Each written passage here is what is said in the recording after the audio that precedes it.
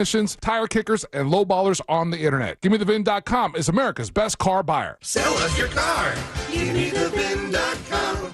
So easy you can do it in your underwear. Insurance companies often play tough, offering you the bare minimum for your injuries. But why settle for less? With me, Mo DeWitt, your Orlando injury attorney, you pay nothing unless we win. Don't let the insurance companies push you around. Injured on the go? Just call Mo. Mecum Auctions returns to Kissimmee July 9th through 12th with 1,500 vehicles up for auction, including muscle cars, classics, Corvettes, trucks, exotics, hot rods, customs, and more. Join us for the fun, fast-paced, high-energy Mecum experience. For avid collectors, first-time buyers, and enthusiasts of all ages, there's something for everyone. Become a bidder and get ready to bring home your dream car. Registration and tickets are available at Mecum.com. That's Mecum.com. Want to bet on sports but no clue where to start? Millions of players are already making moves on Hard Rock Bet. Your friends might be winning. Why not you? Bet with confidence. Bets by real players help guide your picks. Go with the crowd and cash in on the wins. Any pick that catches your eye. Hard Rock Bet. Roll with us. New players bet $5 and get $150 instantly in bonus bets. Offered by the Seminole Tribe of Florida. Must be 21 plus and physically present in Florida to wager. Terms and conditions apply. Concerned about gambling? Please call 1-888-ADMIT-IT. Tired of taking allergy pills every day to treat your allergies? Aspire Allergy and Sinus has helped thousands, including me, who spent years suffering before finally doing something. Like Erin, whose migraines were alleviated almost immediately after her sinus surgery with Aspire. Or Julie, who didn't even realize it was allergy season because she felt so much better after taking her allergy drops. Fixing your allergies is easier than you think it is. Go to AspireAllergy.com to set your appointment today. That's AspireAllergy.com. Planning a trip to Orlando? After the rides and roller coasters, keep the fun going at the legendary Cocoa Beach, the closest beach to Orlando. Whether you're surfing the waves, paddling with dolphins, or kayaking alongside gentle manatees, Cocoa Beach is where adventure meets relaxation. So, when you visit Orlando, don't just stop at the theme parks. Add some sand, surf, and sunshine to your trip to Cocoa Beach on Florida's Space Coast. Visit legendarycocobeach.com today. Hey, fellas, Russ Rollins here. Man, I feel so much better now that I got my testosterone all under control thanks to Red Mountain Weight Loss. Listen, if you have, low T, you can start for free now with Red Mountain Weight Loss. For a limited time, they're going to waive the startup fee. How cool is that? Listen, you'll gain muscle, lose fat, and lose that dad bod with testosterone from Red Mountain Weight Loss. Guys, real testosterone is available only by prescription, so go to Red Mountain Weight Loss to get yours. If you feel sluggish, if you lose focus all the time, if you have trouble in the bedroom, you probably have low T. Truth is, men today have 20% less testosterone than their dads did. That's terrible. Listen, they can help you with that. Increase your testosterone, have more energy, build muscle mass, and you're going to sleep a whole lot better. It improves your mental focus, also will improve your sex drive. That's a game changer. It really is. Save $200 for a limited time and start your testosterone therapy with no startup fee only at Red Mountain Weight Loss. Go to redmountainweightloss.com or hit pound 250 from your cell phone and say the keyword Red Mountain. This is the story of the one. As a lineman, he does whatever it takes to keep the power on in his community. And he wants a partner like Grainger who does the same. Grainger offers the professional-grade products he needs, from voltage detectors to harnesses to hard hats, plus fast, dependable delivery, so he can rise to every challenge. Call 1-800-GRAINGER, click Grainger.com, or just stop by. Grainger, for the ones who get it done. Wawa Hoagie Fest is here. Hoagies, clubs, quesadillas, and more, all for $6 and under. Broadcasting live from the JustCallMo.com studios. Injured on the go? Just call Mo. Visit JustCallMo.com or dial 1-800-CALL-MO. This is WTKS-FM HD1, Cocoa Beach, Orlando. An iHeartRadio station. Make us the #1 preset on your car radio and on the free new and improved iHeartRadio app. Listen for all your music, radio, and podcasts. Free never sounded so good. Real Radio has your chance to win $1,000. Just enter this nationwide keyword on our website, BANK, B-A-N-K, BANK. Enter it now on our website, realradio.fm. Good luck. Someone's going to get offended. It's just the way the world works. So to hopefully save everyone a little time and or energy, here's this. The opinions that you hear are those of the host and callers, and not those of iHeartMedia, its management, or advertisers. The News Junkie is on. The three best friends you never knew you had, running through the most viral stories of the day. The News Junkie Sean Wasson with Sabrina and C-Lane. It is Monday, July 7th, 2025. Lots to get to today, from what happened in Texas to a second Alligator Alcatraz is on the way, and the White House drops a bunch of Epstein info, plus your calls, dispatches, emails, texts, and more. Hey there, Sabrina. Hello. Hello, C-Lane. What's happening? And hello to you. You can join us on the show today. All you have to do is send us a dispatch. Go to thenewsjunkie.com. Hit record on your first dispatch today. You can also watch the show on YouTube and twitch.tv/thenewsjunkie. Your message is rolling right at the studio in real time. How's everybody doing on a Monday? Not bad. Yeah, good. How are you? Hanging in there. I mean, crazy weekend. Crazy week. We have so much stuff to get into. Obviously, we'll talk about the horrific situation with the flooding in Texas, because that was just a massive news story.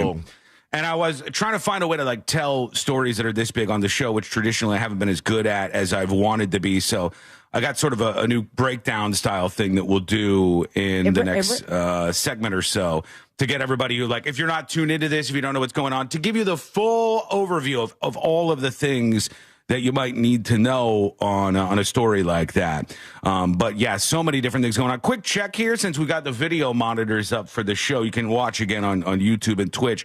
Everybody, can you account for 5 fingers on each hand? Yep. Have we one? 5 there. Right, five there. Mine Sabrina, is on a mouse. There we go. Okay. Yep. That's only one hand. One hand. Okay, there you go. Okay, I just wanted to be sure. All right, Thank we're you. all You can good. leave now. We've survived the weekend. We have made it through. It didn't seem hard to do. But for 4th of July, did you actually let off any fireworks, set off any fireworks, however you say it, Yes. Sabrina? No. I know you did. Blow us up, you mean? And I did not, because the rain and just the overall I was tired vibe, I didn't end up doing anything. Rain ain't stopping C-Lane. Ain't nothing stopping this man from owning his cul-de-sac with as many fireworks as humanly possible. That's nice. How many dollars did you spend on fireworks with offensive names to blow things up in your cul-de-sac, C-Lane? I spent personally 160, I think. Ooh, that means you got a big boy. That was the I spent 160 on 2 things that were BOGO. So technically, $320 worth of firepower there. Nice. Love that fireworks BOGO. Couple finales, and then that was the first night, and then we had so much from the first night that we bought some more on the second night. Oh, you were the Saturday crew. Yeah, I love that. Carl did as well. We ran it by the neighbors, and most of them were, half of them were not even home. And it was. Did you think that the sound only went to a couple houses down? Great, she's anti-fireworks. I'm not when did this anti-fireworks. happen? Watch your damn mouth. When did this happen? I'm not anti-fireworks. Carl is. Okay. Carl, can't you drug him up a little bit? I drugged him up. It didn't work? No, it did not. To the point where I had to instill a new timeout rule at the house. For Carl? Yeah, you're going to timeout. You're going to timeout right now. Where's the timeout? Is you make him stare at the corner or something? No, it's in the bedroom with the door closed, and I could still hear him yapping away. You need a white noise speaker to just aim is there at him? chloroform for dogs? That's a random question. Hopefully, Carl got through it. I mean, look, some dogs take this rough. No pun intended. And also, apparently there's I don't even know if it's veterans. I think it's much more so white ladies in their 30s and 40s who tend to complain on behalf of veterans, or dudes in the neighborhood who are I'm going to white knight the veterans here and say how dare you fire off fireworks, Christopher Dolores Lane, on the day after. Trashy. I was kind of surprised that there weren't more people in my neighborhood doing that. But they called it trashy on my Nextdoor app. I was trashy for lighting off fire. It's one day after. It's Saturday. Yeah, it's Saturday. It's the day after 4th of July. Come on with yourself. We're celebrating Cinco de Julio. There's people got uptight about this at some point in time. And you know what the lamest thing in the world is? What? Okay, the lamest thing in the world. You want to talk about the pussification of America? There's no better display of it than when you see these fireworks displays for the daytime with no boom displays, all drone and smoke displays. And you're like, what has happened to us? We used to be cool. Everybody's so soft now that we placate to the 3 people on Nextdoor. I did see one video of a no boom fireworks display, and it was using drones, but the drones made the line of to make it look like a little firework was shooting up, and then the thing, the blast at the end was so comically low rent. It's dumb, and I've turned the corner on the drone displays. They are incredibly impressive. I've seen some of them. The effects are good. Yeah, the ones out at Disney. I get it. I've turned the corner on that. I think they can be cool, especially when combined with other things like fireworks. They're great, but the idea that there's 3 squeaky wheels and the United States just reassembles things. That's just how it goes here. That's just how it has gone for a long time. With 3 people complain. I saw a new complaint this weekend. Hang on, I put it in my notes. Let me see if we can find this. I had never heard of this before. Okay. On Nextdoor, there was somebody with a post in my neighborhood. And hang on, let me block out the name here, Celine. Okay. It says, listen to what a good man said. Independence Day means more than fireworks. Abraham Lincoln's quiet warning. I do not want to buy any article manufactured in a foreign country which can be made in America. Abraham Lincoln, 1859. All right. Because, of course, Abraham Lincoln was obviously ranting against fireworks displays in 1859. Yeah, and an import and export from China, and just totally aware of all the technology and products that have been made since the 1800s. You're weirdos. You're all weirdos. All of these people are weirdos. Are they I do not get it. Yeah, they're weirdos, yes. Lincoln's quiet warning on 1859, on the eve of a deeply divided nation. Lincoln penned those now famous words to Henry C. Carey. Lincoln wasn't yet president, but he already understood a truth many still overlook today. A free people must be come on. And the whole thing, when it boils down to at the end, was if you care, in all caps, then take some time. I know you're real busy, blah, blah, blah. Do some research. Do not buy anything made in that communist country, China, that's trying to destroy America, they said.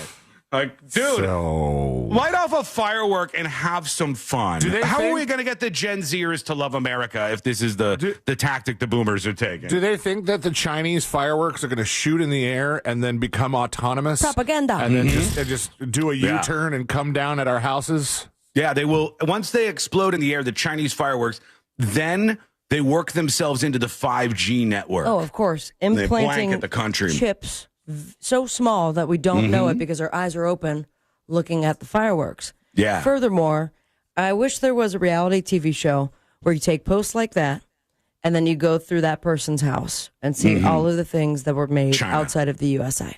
China. We throw them out. We're going to put everything you have that was made not in the USA in a box and take it away from you. How do you feel? Yeah, I mean, I think this person's face should be posted somewhere along with a list of all of the products that he's purchased from this country. It's like, communist China, man. Just let the young people enjoy the fireworks, dude. It's fun. It's what we do. We eat hot dogs and we light off fireworks, man. Holy cow. They were doing it. We turned down our street on the 4th, and it was like 9 or 10 o'clock or something.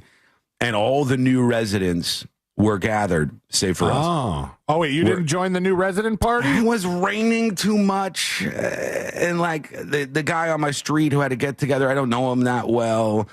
So I didn't want to be stuck inside the house with all these people who I didn't know. You know what I mean? I don't know. Maybe that's weird, but we went elsewhere. And then when we came back, we went to pull down the street and they were about to light off the fireworks and they stopped because they saw us. And we're like, no, go ahead. We went all the way around the block and went in the other way through construction zones and stuff so the damn kids could have some fireworks. Who cares if they're from China? Okay? Did your neighbor with the permanent lights light it up all red, white, and blue? He did. Blake nice. did it. I did. Oh man, I had mine. It was glorious. I want to see the boomers start to rant about that. Like, this is the problem. Now, all of a sudden, the 4th of July is some Chinese lights on the side of your house in red, white, and blue. I'm sure it's out there somewhere, but I like it. I like all of it. I like kitschy Americana, baby. I know that you don't have Ring products, correct, Sean? No. Yeah, but Sabrina, we know, does. Yeah. Because that's where you got the Ring video. girl. Do you have the Ring Neighbors app? Oh, yeah. I love it. It's great. It's like Always Nextdoor, pops right? up. It's kind of like a Nextdoor, But it's anonymous. but it's anonymous. Like Neighbor 17 Really? just posted, "What's up with this helicopter?" Question mark, exclamation point. Can I be honest with you? That seems worse. Anonymous seems worse It for could those be. platforms. It anonymizes your name. So, like she said, like Neighbor 17. If I were to comment, I'd be like Neighbor 45.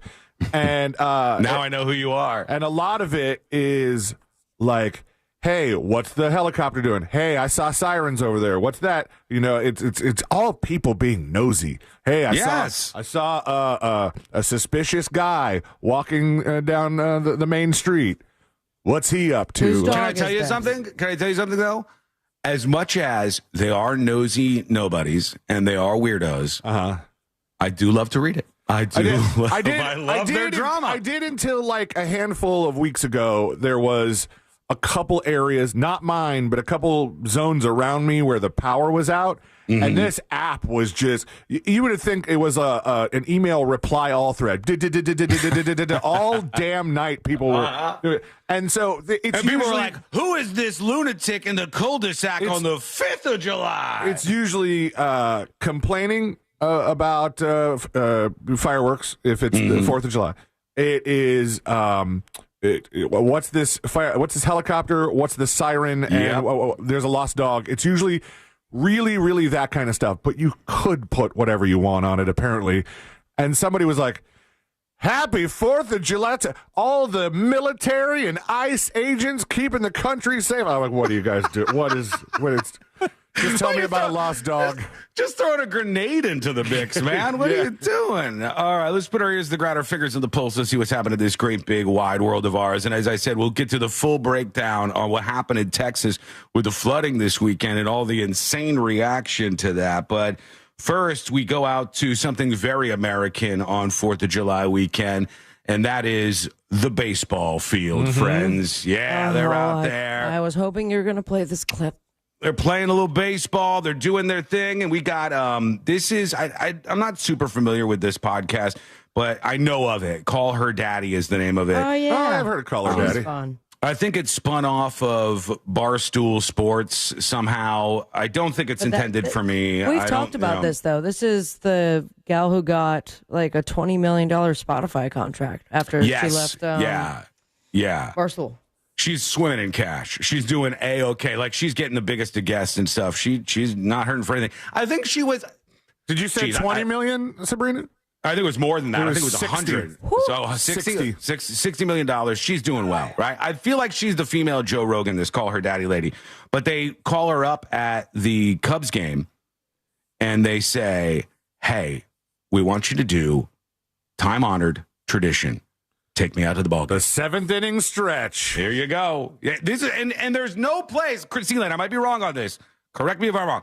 I don't think there's any place where they sort of take it as seriously as Cubs Stadium. They're like, this is the thing they do. Take seriously, or everyone is singing along? No, I mean, it's a moment that they traditionally do at the Cubs Stadium, and it's like it's a thing that they just treat like a long-standing tradition, I believe. Yeah, most ballparks in professional baseball mark this point by singing "Take Me Out to the Ball Game," although I think in Boston for the Red Sox they do "Sweet Caroline," if I'm not mistaken. They got their own little riff on it, yeah. But, yeah, and then I know the Cubs like it because they changed the words to root for the Cubbies, but I would even think that a lot of the different teams kind of make that little amendment to the song. Wouldn't Harry Carey do it every once in a while? Yeah. Hi. Take me out. What's your favorite planet? Mine's the sun. Here she goes. Call her daddy. Take me out to the ball game. Don't screw it up, lady. A 1, a 2, a 3. Take me out to the ball. Oh, my. All right, she's made a decision. She's decided to go deep. So maybe she heard Friday's broadcast and she was like, Sabrina made some moves when she was trying to get to the right pitch for things. And there are a couple notes that I nailed. Thank you. Yeah, I agree. But she was worried maybe, and she's like, I got to start deep. But it's not the national anthem. But yeah, no. The Take Me Out to the Ball Game doesn't really hit super high notes if you make kind of an error in the place that you start it. Yeah. No, take me. It's hard to. She's down there though. Take me out to the crowd. Mommy, some peanuts and cracker jam. What are the girls behind her doing? Yeah, they've got her company logo on their hats, and they're all doing like sort of a little movement dance thing along with each other. Yeah, but they look like awkward 80s music video dancers, like Robert Palmer's Addicted to Love style, where they're lifeless in the face.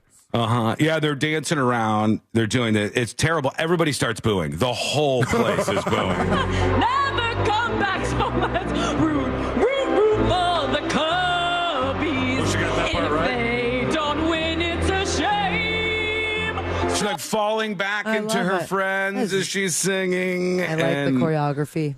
And everybody else does not like it. Oh, it's 1, 2, 3 strikes, you're out at the old. They picked her up.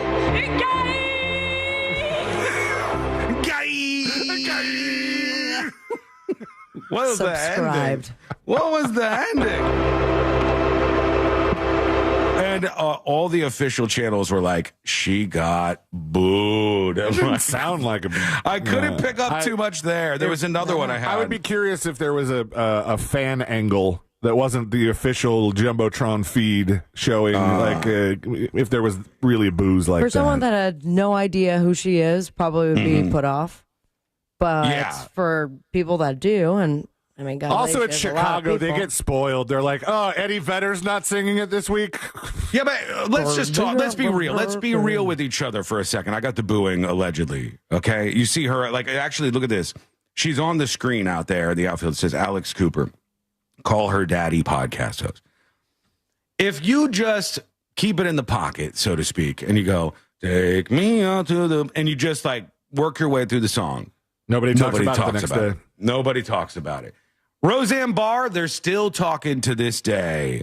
I mean, I don't know if she do the anthem or she did the anthem. Yeah. So grabbed her crotch. Yeah. But if you make a performance out of it like this, they'll keep talking about it. Or let's hear the booze. Fast forward. This is from another end.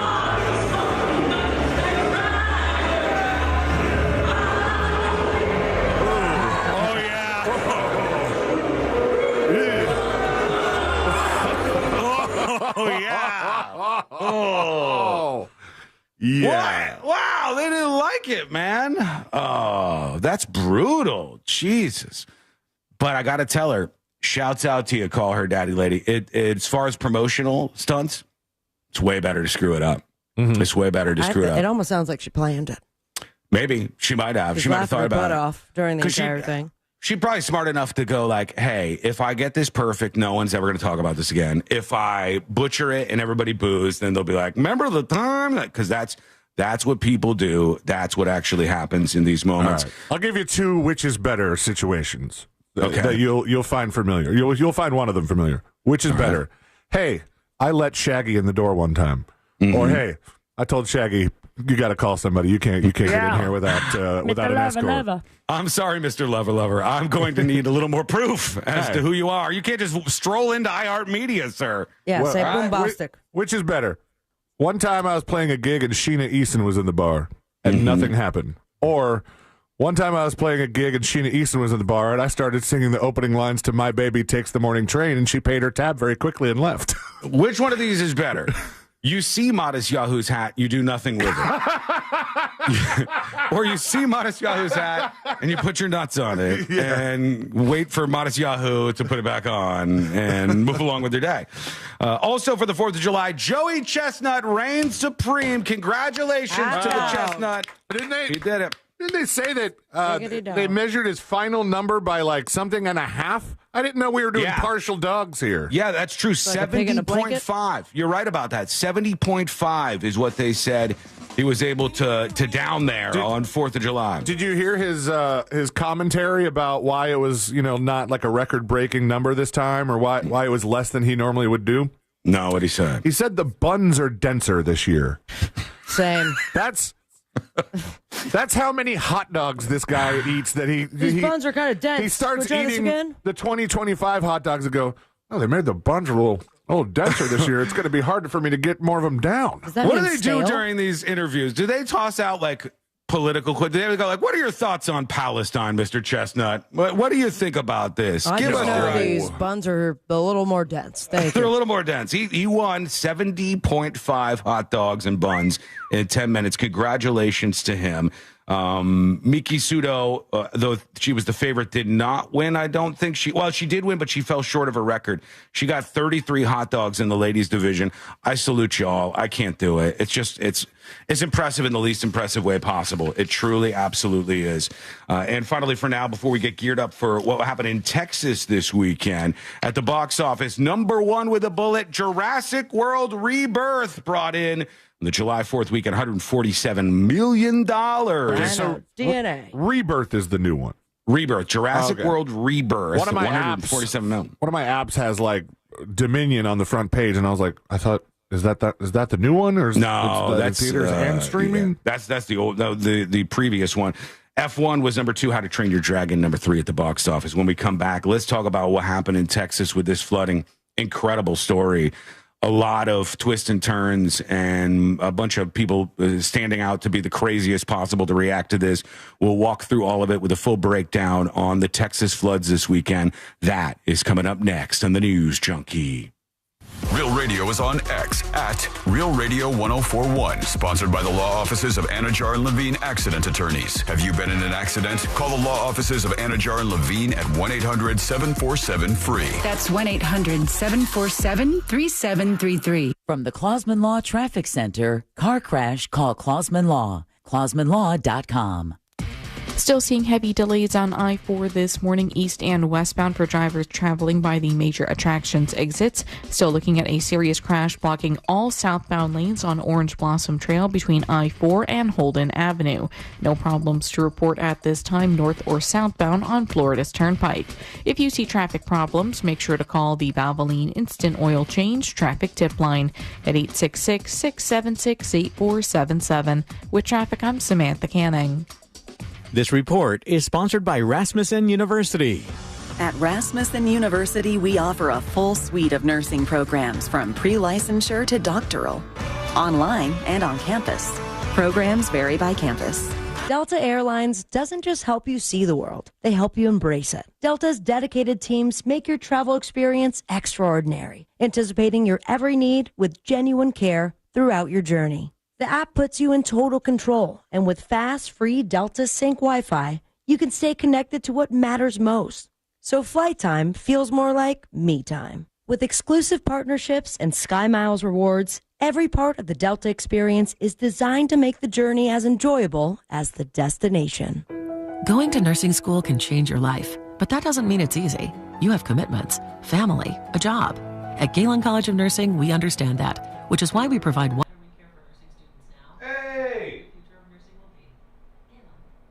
How we doing, school micers? Excuse me. International Diamond Center's values are so compelling. Allergy. It's unusual to see people here that are not local. Little mini cameraman is with us today. An hour and a half, even 2 hours. How do things look today? I changed some of the settings.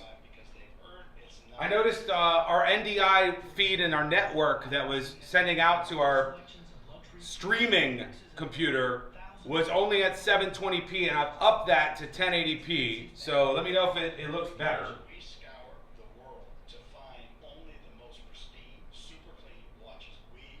We're coming back in 5 minutes. And like everything else And when we come back in 5 minutes, I'm going to talk about something new with biggest stories, like the biggest story of the day. I might start doing a rundown, a breakdown on these stories and walk through everything, all the viral ins and outs, everything you need to know, all the craziest videos, all of that stuff. So we're going to see how that works. See which says it does look better. Ryan says you can tell. Nice. We up the P. We up the P. Thank you, Barbara. Video looks sharp. Excellent. All right, good. Oh, God, that's good news. Finally, some good news coming.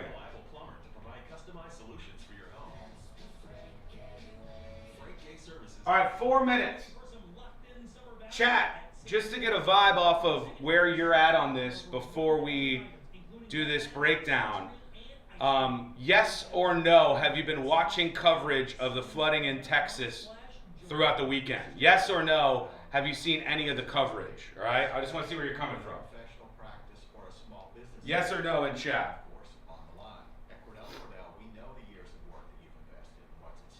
Hot mic alert needs to be moved? Not centered? Oh yeah, it does look like it could be moved over. Interesting. Okay, I'll check that out afterwards. A little so sad. Yes, yes, yes. It was crazy. BDMXCon says enough to know Trump did it. Trump's fault, huh? Big if true, but probably not true. I do want to place blame with God. Big man upstairs. Do want to place some blame. Yes, my daughter lives in Houston. Rick says, I saw some crazy reels. It does look more crisp, and the cameraman seems to be doing a good job. Well, let's not give him too much credit too soon. I may need to replace cameraman with a camera woman, just to see if this is a battle of the sexes type thing.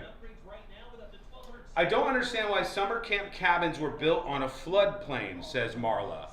Not only that, apparently the Christian summer camp that was sort of hardest hit, Camp Mystic or whatever, apparently one of the cabins where there was the most damage and the most campers lost was like 500 feet from the river.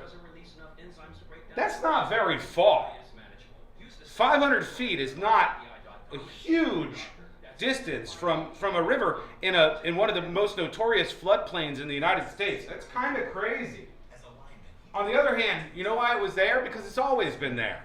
It's there just like all these people who have built houses on the ocean because it has the most beautiful view, but eventually it's all going to get gobbled up. The planet will do what the planet wants to do, I'll tell you that much. 2 minutes. We're coming back with the breakdown. I saw a little coverage of the flood. Did a levee break or something? No. But we will go over all this, so if you don't know anything, you're going to be good to go. God smiteth the sinful children.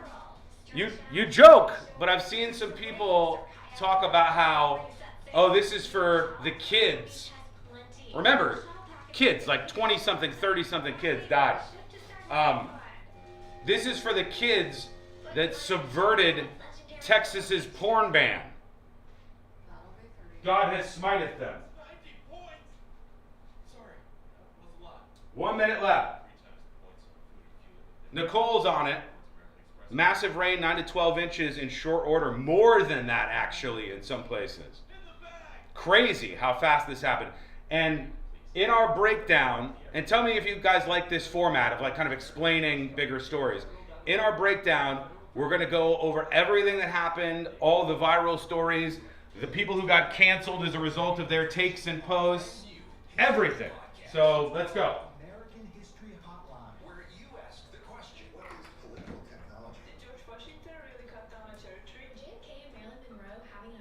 30 seconds. I'm so glad you asked me this question. Is political technology. Did George Washington really cut down a cherry tree? Were JFK and Marilyn Monroe having an affair? And American History Hotline gets to the bottom of it. I'm so glad you asked me this question. This is such a ridiculous story that we tell ourselves because we don't want to know the real story. Open your free iHeartRadio app. Search American History Hotline and listen now. Wawa Hoagie Fest is here. Hoagies, clubs, quesadillas, and more, all for $6 and under. Real Radio has your chance to win $1,000. Just enter this nationwide keyword on our website, bank, B-A-N-K, bank. Enter it now on our website, realradio.fm. Good luck.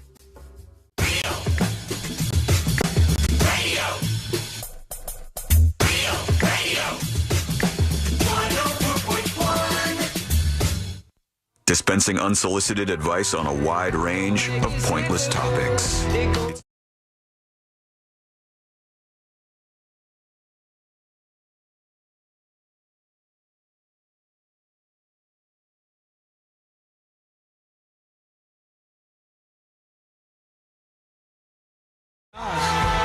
The three best friends you never knew you had, going through the most viral stories of the day. Thanks for tuning in. Thanks for being with us here on iHeartRadio or wherever you're checking us out today.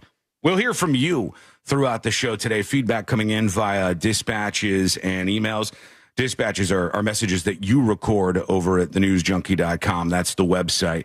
And today we're going to try something new here because sometimes when there's these huge stories, it's a little hard to explain everything that's going on and to provide everything that you need. So I wanted to kind of come up with a different format for approaching this and going over everything and dicing it up and enter the breakdown. And so for this story, for the Texas flooding over the weekend, we've got a breakdown for you to explain to you everything you might have missed, everything you could have known, all the controversies around it, et cetera, et cetera.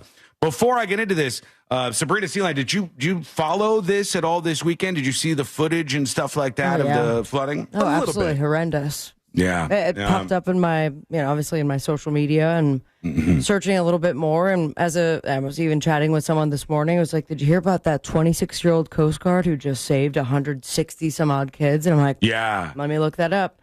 They even wanted to give him some sort of like monetary thank you gift. And he's like, I don't want it. This is my job. Really? An First actual time hero. out. Mm-hmm. Yeah. All right, here we go. Everything you need to know about the flooding that happened this weekend in Texas. And I'll go to the notes here.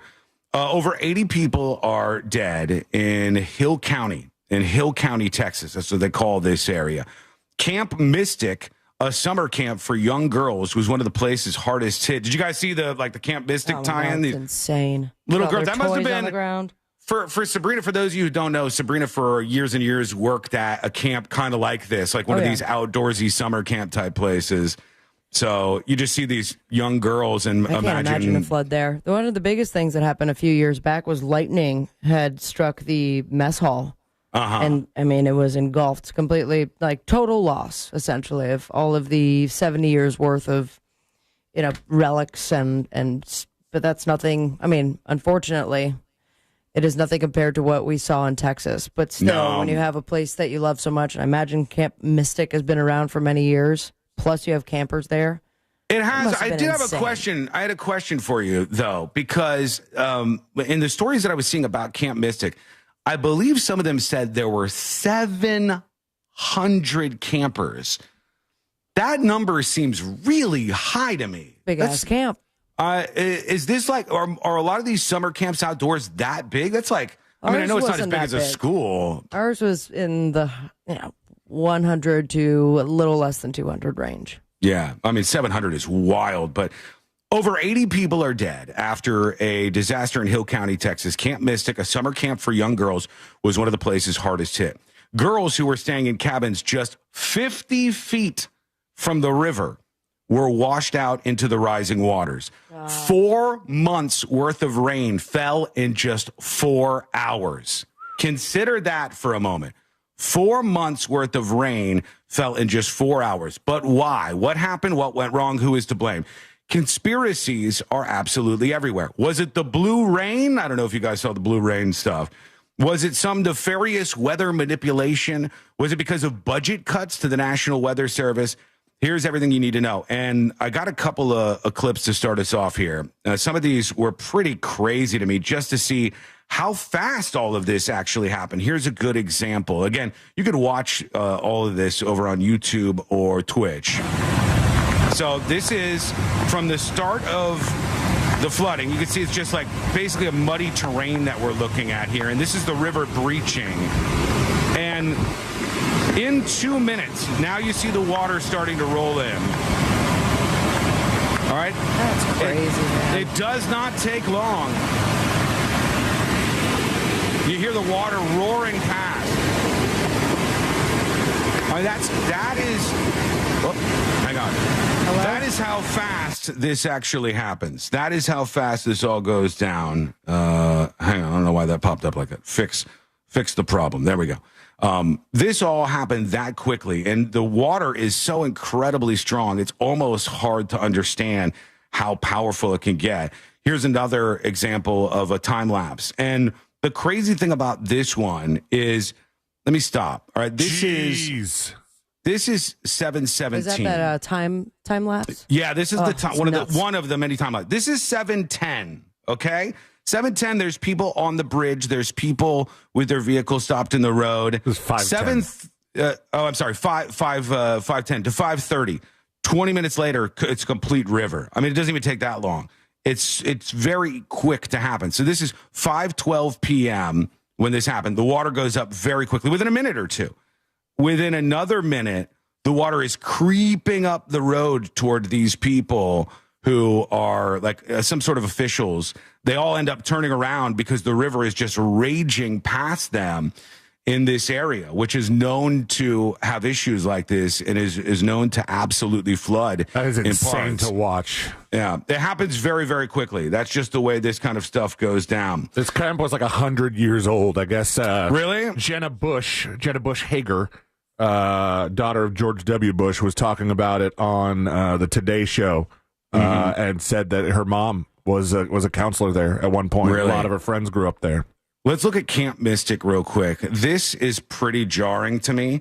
This is inside one of those cabins. And as you can see, as I told you, this is about 50 feet from the river that overflowed.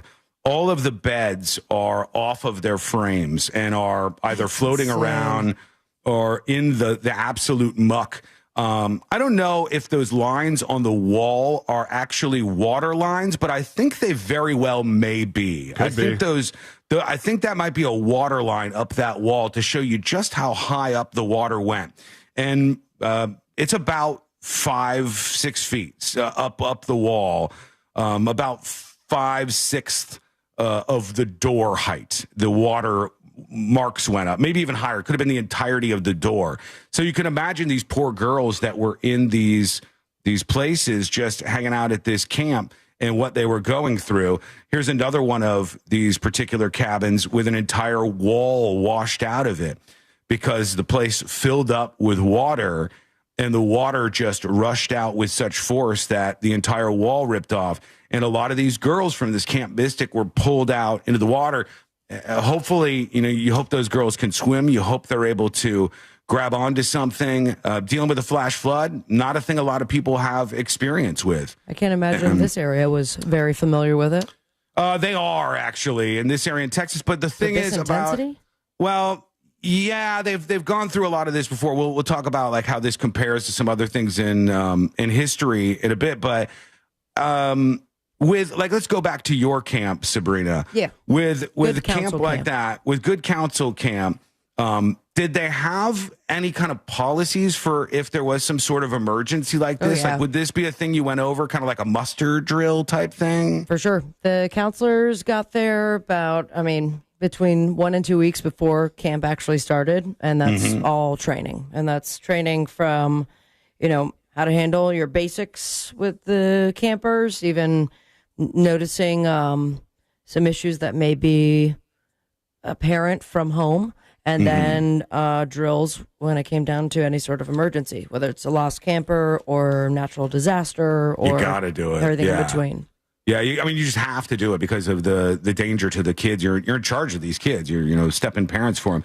Venusian Goddess over on YouTube says, Critics of President Donald Trump wasted no time blaming staffing cuts at the National Weather Service. We'll get into that in just a minute here. We'll get into all like the conspiracies and the drama around this.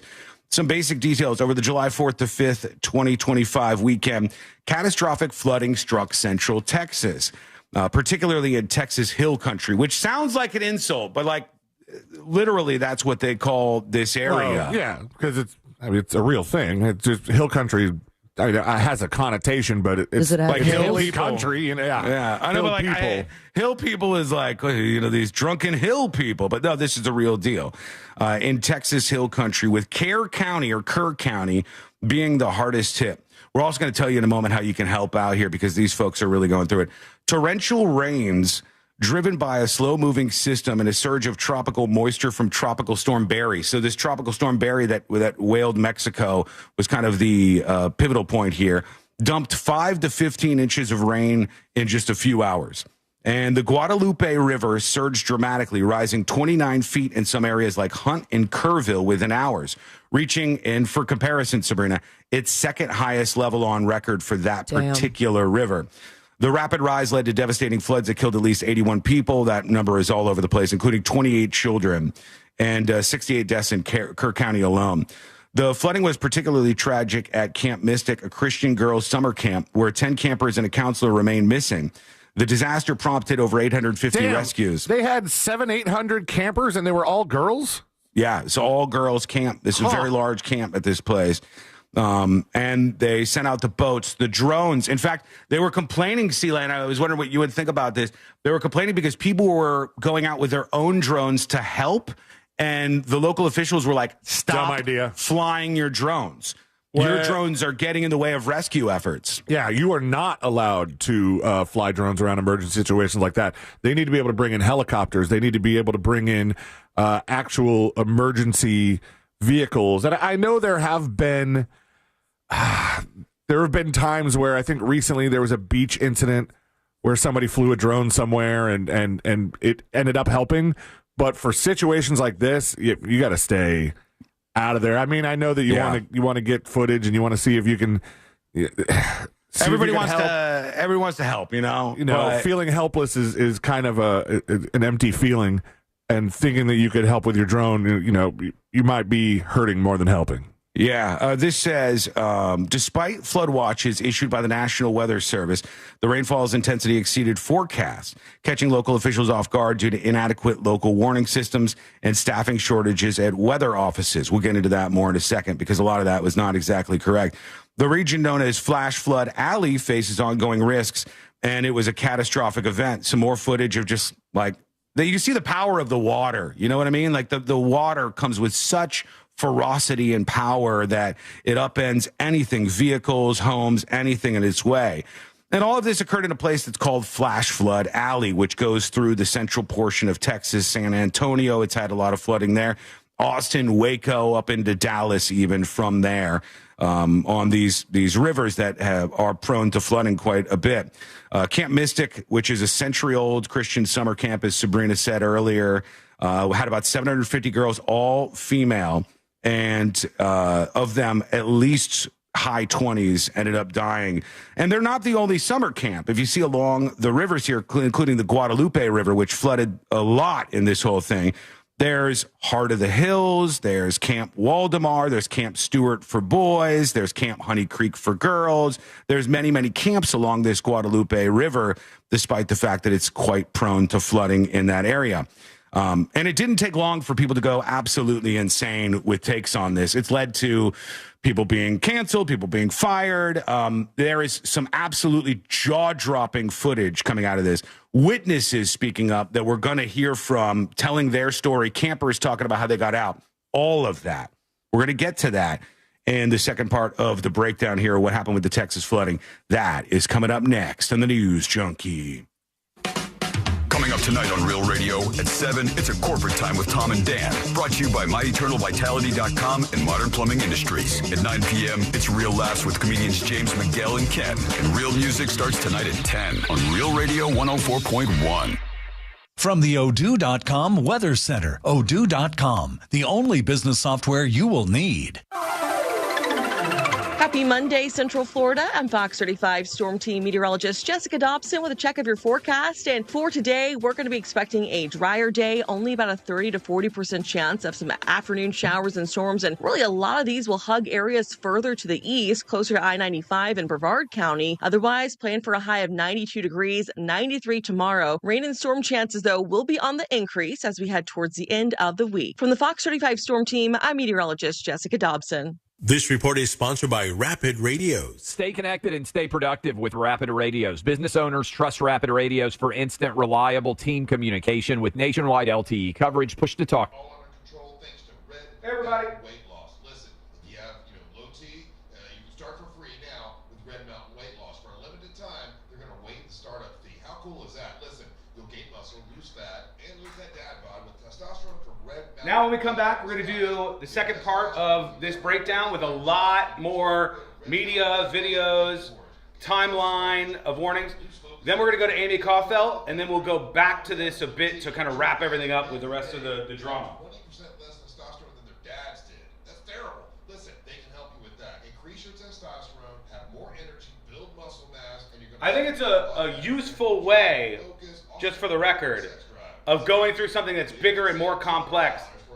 Usually, all I have is my opening lines on my notes and a story in front of me, and I've got to kind of lean on the story. I'd much rather collect everything ahead of time. Crazy Drunk Cat Lady says it was just a tragic event. Well, that's the truth. Yeah, I mean, that's the truth. Sherbet Hayes says they got doged, which we will get into. I want to get into all the claims from people and a lot of the misinformation. This has nothing to do with Doge. This has nothing to do with budget cuts to the National Weather Service. There's other things that people have kind of blamed in the response, but the National Weather Service was staffed more than usual for the weekend. All the cuts that you've heard to the National Weather Service, they don't even take place until the next fiscal year. Those cuts have not even really taken place. Some of the job cuts have, but they were staffed properly even more than they usually are. And the National Weather Service says as much. They sent out all these alerts and stuff. We'll get into the punch by punch. Oh no, stomach issues again? Stomach issues? But one of the other things is a lot of people have said, well, they shut down these satellites that meteorologists use, and that would have helped them out. Those satellites have not, in fact, been shut down. That story is just like a runaway train where everybody thinks that's the case, and so they're trying to blame somebody afterwards.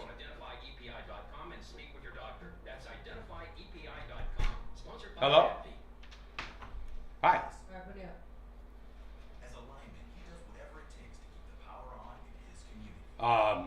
Hi. Oh, good. Yeah. That comes quick. Yeah, thank you. You going for a run? Yeah. All right, be safe out there. Did you see the video? Did it look any different to you? That angle? No, not just that. It should be clear. People were saying it was clear. I don't know if you don't notice those things. Well, I don't just sit and stare at it. I'm going to need you to sit and stare. That's what I'm going to need. Your garage door's crying for Everdoor. All right, love you. Be safe out there. They'll tune up and All right. shut down the noise. Come back. Everdoor for smooth service. Look at everdoor.com. Everdoor, the garage door that lasts evermore. For just $49, they'll tune up and shut down the noise. Trust Everdoor for smooth service. Book at everdoor.com. Everdoor, the garage door that lasts evermore. This earful of real radio is brought to you by JustCallMo.com. Injured on the go? JustCallMo.com.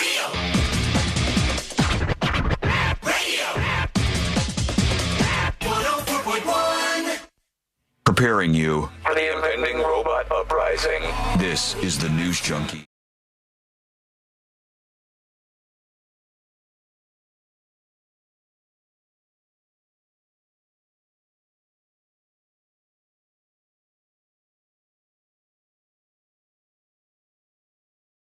Momentarily on the show, we'll get into more of the breakdown of the flooding in Texas, and that story is just incredible.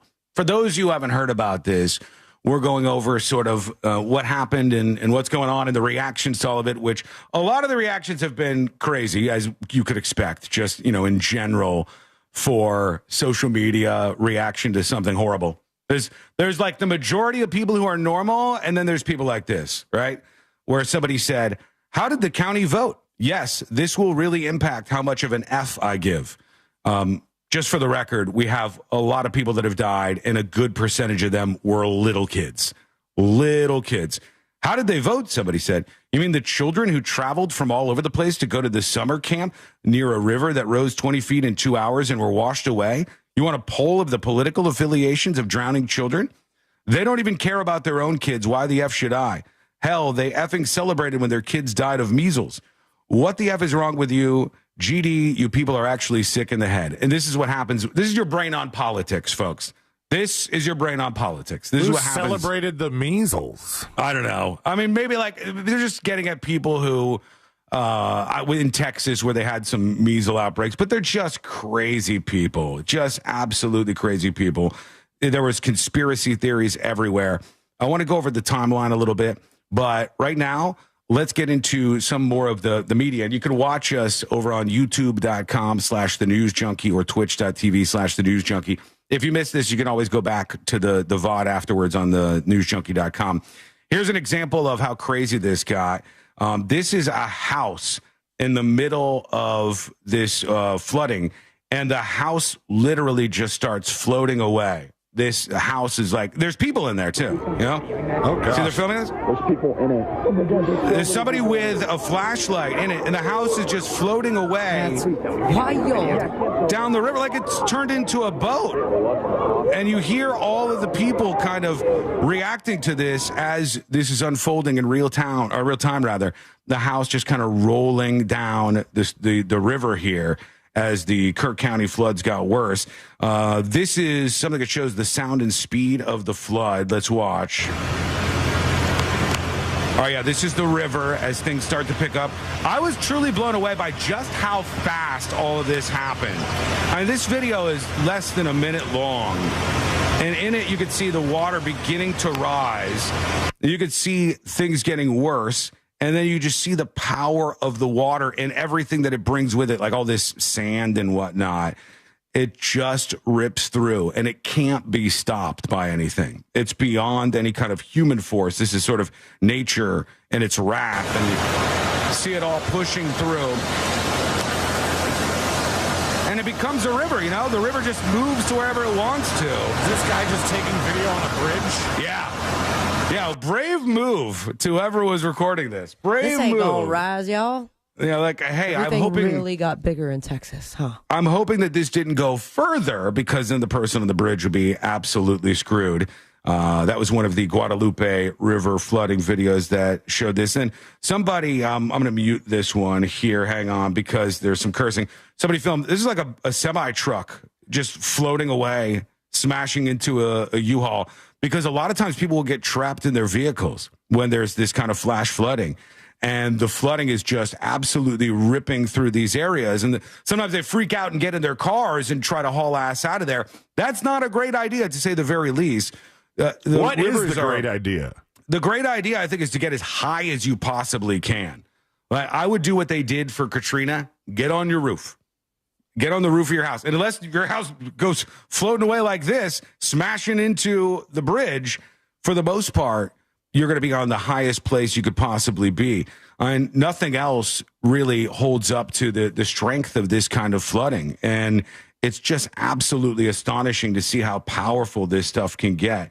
And how crazy it gets. All right, Texas officials blasted the National Weather Service. Let's see what they had to say about this. That we received on Wednesday from the National Weather Service predicted 3 to 6 inches of rain in the Concho Valley and 4 to 8 inches of rain in the hill country. The blame game. We worked with our own meteorologists to fine-tune that weather statement, and as many of you know, and many of you in broadcast journalism and meteorology, you can go back and look at your own forecast, and the amount of rain that fell in this specific location was never in any of those forecasts.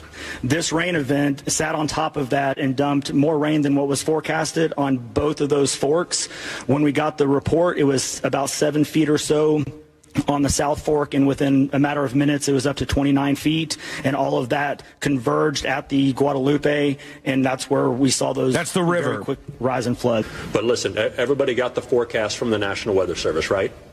You all got it. You're all in media. You got that forecast. It did not predict the amount of rain that we saw. All right, so the finger pointing, the blame game is fully on. Like, the National Weather Service got it wrong. They didn't give us the information they didn't have. The National Weather Service points back. Everybody points all over the place. Really, we should only care about the people involved here. Well, most people should, and about how they were affected by this. We'll go deeper into this and wrap things up in a bit on the show with the rest you need to know about what happened in Texas with the flooding this weekend. We're going to take a quick break from that, speak with our friend Amy Coughel from Fox 35. Yay. We'll see what she was doing for the 4th of July and what's on her radar today. There is a lot happening out there in the world, and we got to get to all your feedback and all of that good stuff. We got people dispatching in from Texas and more. It's all coming up next on the News Junkie.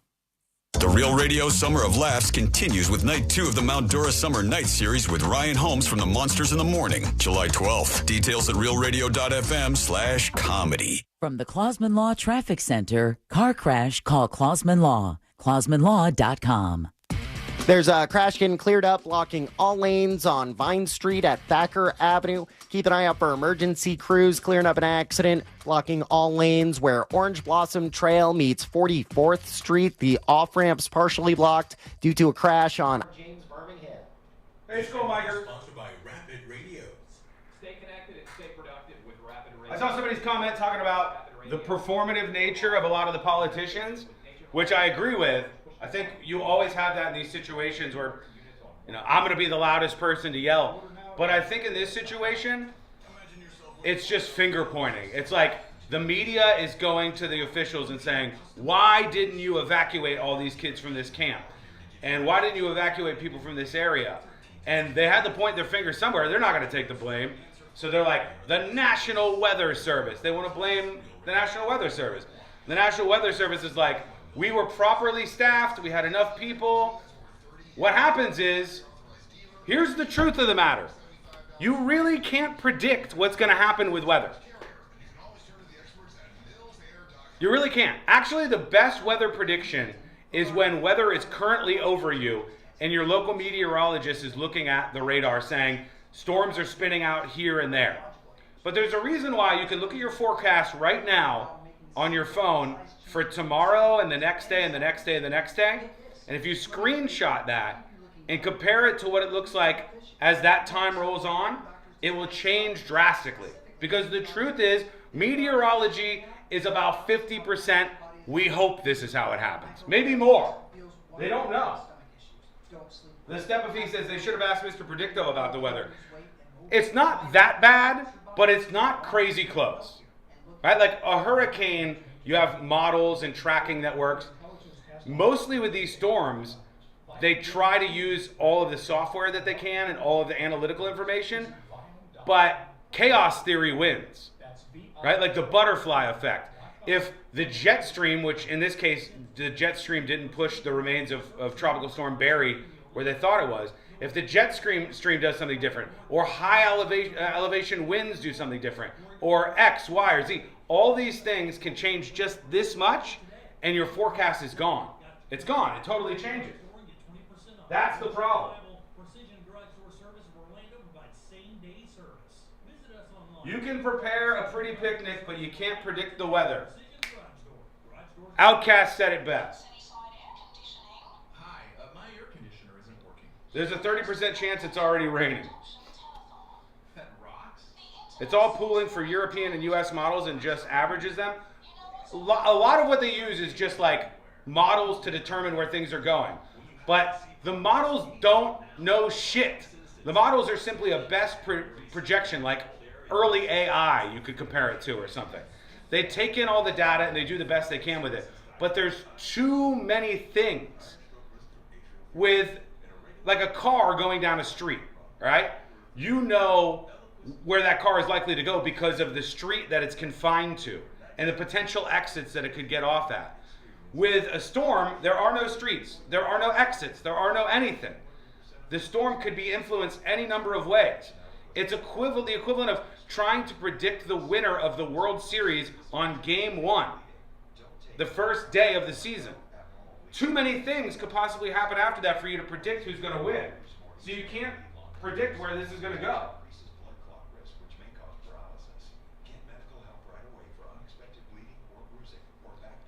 Chip says, stop making sense, Lawson. You're ruining the political pearl clutching. The problem is we have so many very political, nasty human beings that after a tragedy almost always want to point fingers. Who do I not agree with politically that I can dunk on? How can I blame Trump for this? How can I go after whatever politicians I dislike? The facts be damned. Like, the idea that this was a shortage of employees at the National Weather Service is clearly not the case. The idea that there wasn't enough technology or access to this is clearly not the case. Weather forecasters did what they always do. They try to predict where the weather goes and how it's going to happen as best they can.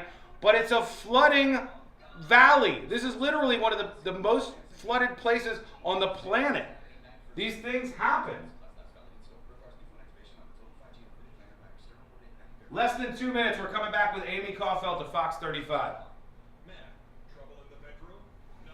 Can't wait for Sean to spin the Epstein files as well. We got that coming up. Guns in the guts with Bridges says too many variables. Exactly. Yes. Absolutely. This is the problem. There are too many variables for you to predict what's going to happen. We are humans that are fallible by nature with an obsession over controlling the climate and an inability to do so. We can't control the climate. We can't predict the weather to the level that we like to. We use technology and shit like this to pretend like we can. But the fact is, a tornado can always whip up next to you. A storm can always go left instead of right. Any of these things, these tragedies, can occur, and it's not necessarily some politician's fault. All right, we're coming back right now. We're going to talk with Amy Coughel, and then we'll get back to finish up the breakdown. Every Friday afternoon at 3:45, you can pick up these featured cigars at all 3 Corona Cigar Company locations, Dr. Phillips, Heathrow, and downtown. For his Cigar of the Week segment every Friday afternoon at 3:45. You can pick up these featured cigars at all 3 Corona Cigar Company locations, Dr. Phillips, Heathrow, and downtown. Learn more at coronacigar.com. Reese Impact Windows are guaranteed for life and transferable when you sell. ReeseWindows.com. Portions of the following program were pre-recorded. Coming to you live from the JustCallMo.com studios. Accidents happen, but Mo's here to help. Injured on the go? Just call Mo. Visit JustCallMo.com or call 1-800-CALL-MO. This is WTKS-FM HD1 Cocoa Beach, Orlando. An iHeart radio station. Make us the #1 preset on your car radio and on the free new and improved iHeart radio app. Listen for all your music, radio, and podcasts. Free never sounded so good. Now is your chance to win $1,000. Just enter this nationwide keyword on our website. Check. CHECK. Check. That's check. Enter it now on our website at realradio.fm. Good luck.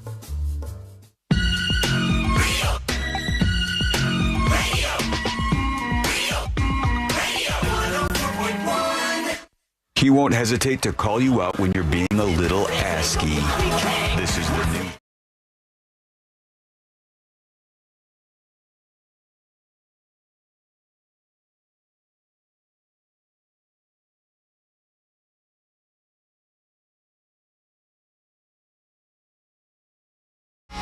Seems like we did. I had a good time. I enjoyed myself. I had fun.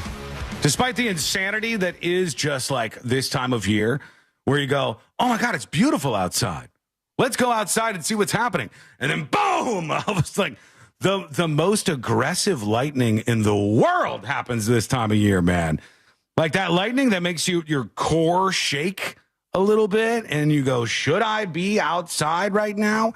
Is there a better weekend to ever show you that the weather is an unpredictable beast? That's typically the thing that my dog freaks out more about than not so much the fireworks, but the lightning and the thunder. Just not a fan. Yeah, I don't blame the dog. I mean, I do the same thing sometimes. As an adult, I've changed up on that. As a kid, I was like, hell yeah, let's go outside and play in the rain. And then as an adult, I'm like, no, this is the real deal. When we got the lightning this close to the thunder, I don't want to be involved in and you're this. like, one miss it. Okay, it's here. Yeah, it's too close. I'm going inside and I'm scared.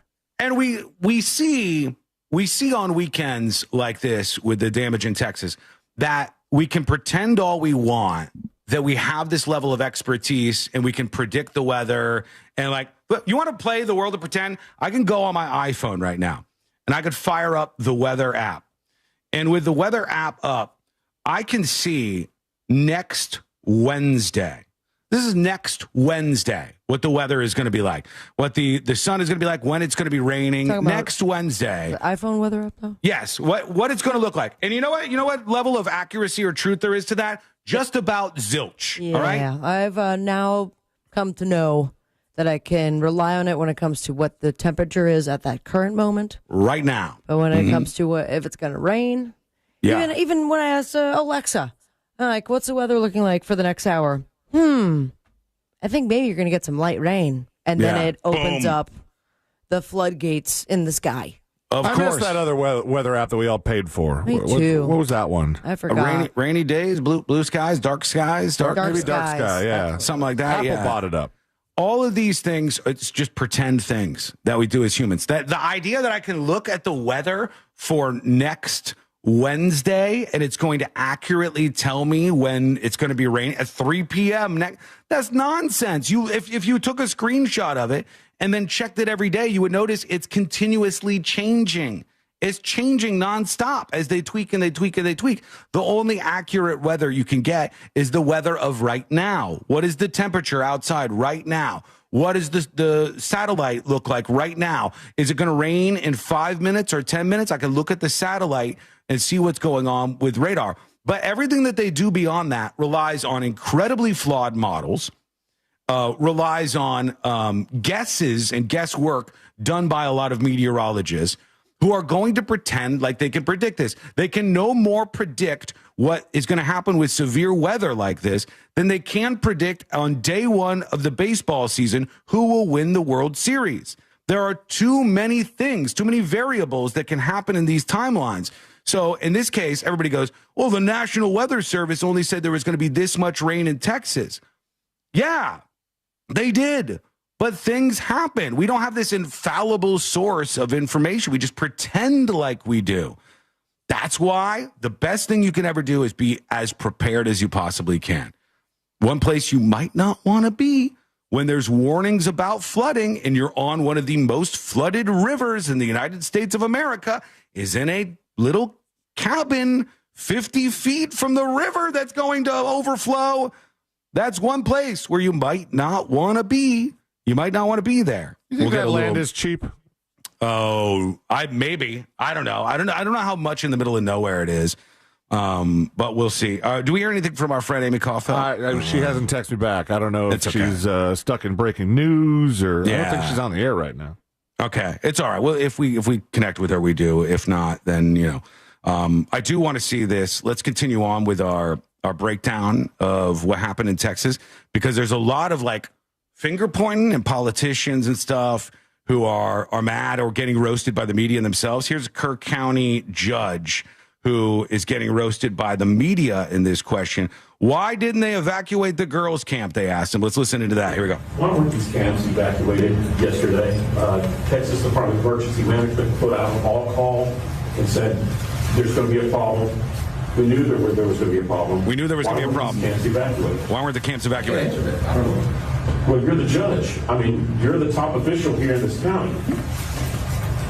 Why can't you answer that? There are kids missing. These camps were in harm's way. We knew this flood was coming. We didn't know this flood was coming.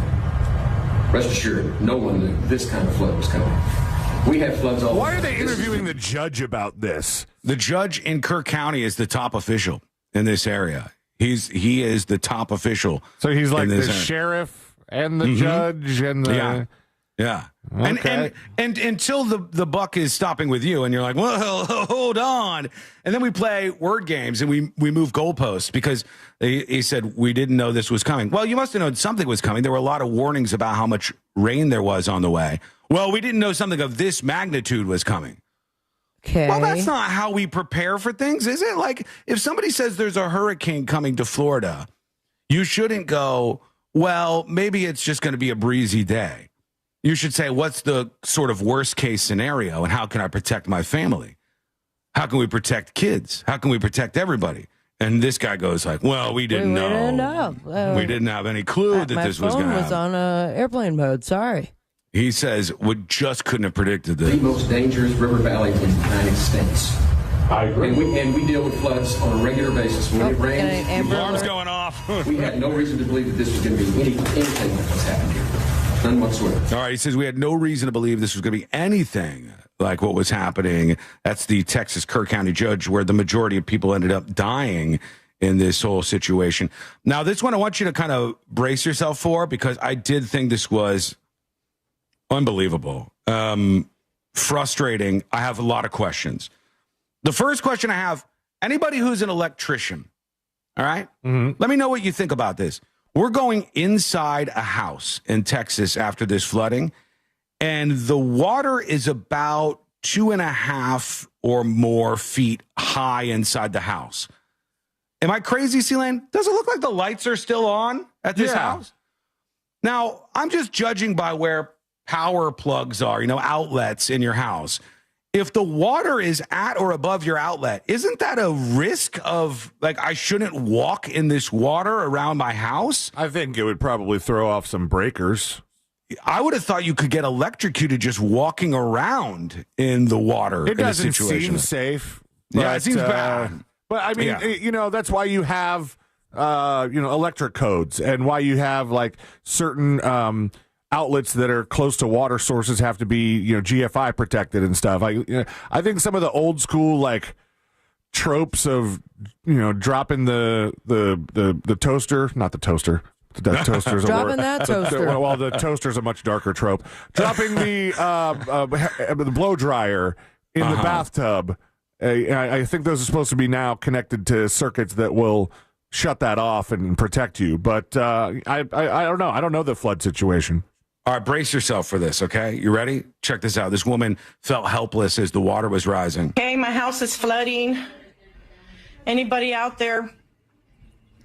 I have my dad on hospice, and I need to get him out of here. He's bedridden. He can't walk. He can hardly move. And look where the water is. So somebody, please, we've called 911. It's bad over here. In front of the house, it's like a river. They're just trudging through it. Could you imagine? I mean, it's like a lake. They can't come outside. The water, it looks like there's a river in their house, and the river just extends outside. And a houseboat. And the lights are still on, and the power is still on, and I can still hear stuff in this house, and I would think the whole house probably seems like a dangerous area to be. Middlesec on YouTube says, the main AC breakers trip. It's likely these are emergency lights on DC, which can operate underwater. Okay, so he's saying he thinks that maybe there's some sort of backup thing going on. Something that they here. would have planned for in areas where it floods like that. It could be, yeah, and that might be right. But it just seems like there's lights on here, and that should be a place where you shouldn't be trudging around in the water. We've lost our cars, everything. We've lived here for 30 years, and this has never happened. There's... Poor lady. So anybody, please, if you have a boat or something, I need help. I need to get my dad out of here. Oh, wow. It's starting to smell like sewer in here. Oh, it's looking like sewer. Yeah. I mean, this is just the reality of it, right? These people just trudging through this stuff. It's unbelievable, It's wild. Yeah, somebody said, Barbara on Facebook says, I saw this, actually had tears in my eyes. I mean, you got to feel for the people that are just helpless in this situation. And you can say all you want to scream like, well, they live in a floodplain. They do. They absolutely do live in a floodplain. But this is not something that these people were prepared for. And you can't just throw your hands up. I think you still got to figure out how you can help out and what you can do. And we're going to at least attempt to do that at some point here during the show today. So that was one of the moments there. Real quick, Kerrville city manager versus the press. I also have this in our notes. I guess this is the guy kind of battling it out with the media outlets. This guy is the Kerrville city manager. And let's see what happens. Question.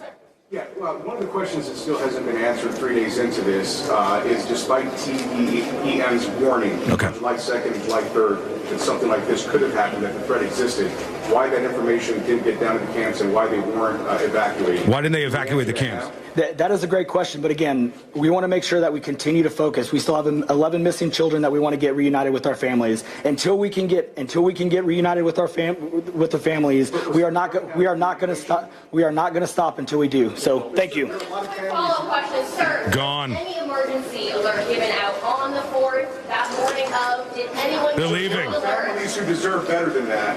Oh, that guy said there's families that deserve better than that. As the dude is like packing up and leaving the press conference because he doesn't want to answer the questions.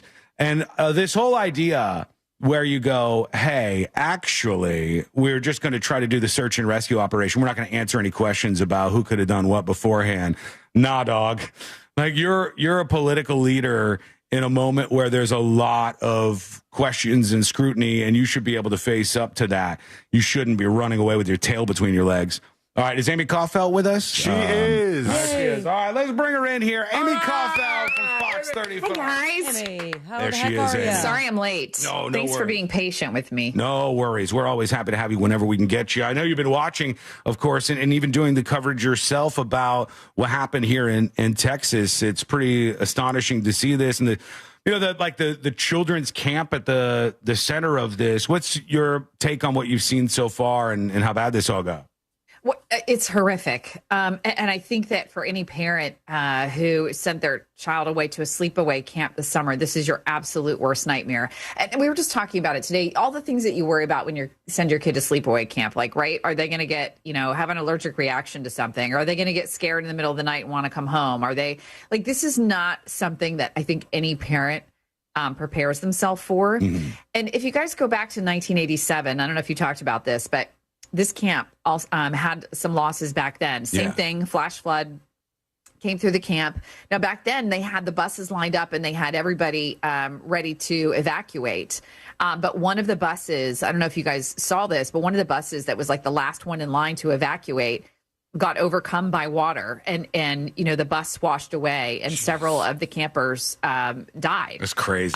And so this is not unprecedented in that sense. And the article that I read said that no safety changes were put into place. Now, granted, the safety changes that we would have done in 1987 would be very different, probably from what we would do today. Mm-hmm. But it's just the thought of it is just beyond heartbreaking. And to know that there are still kids out there that are likely, buried somewhere and that, they're going to have to uncover them at some point. Just the thought of it is just. Yeah. And one thing I wanted to toss out there, Amy, and I think everybody after an incident like this tries to go full on Monday morning quarterbacking. They go back to all these other floods, and we'll do this at some point that historically have ripped through this area. One of the things they point out was not incredibly long ago, they had a bad flood and some kids died, similar to what happened here over the weekend in Texas.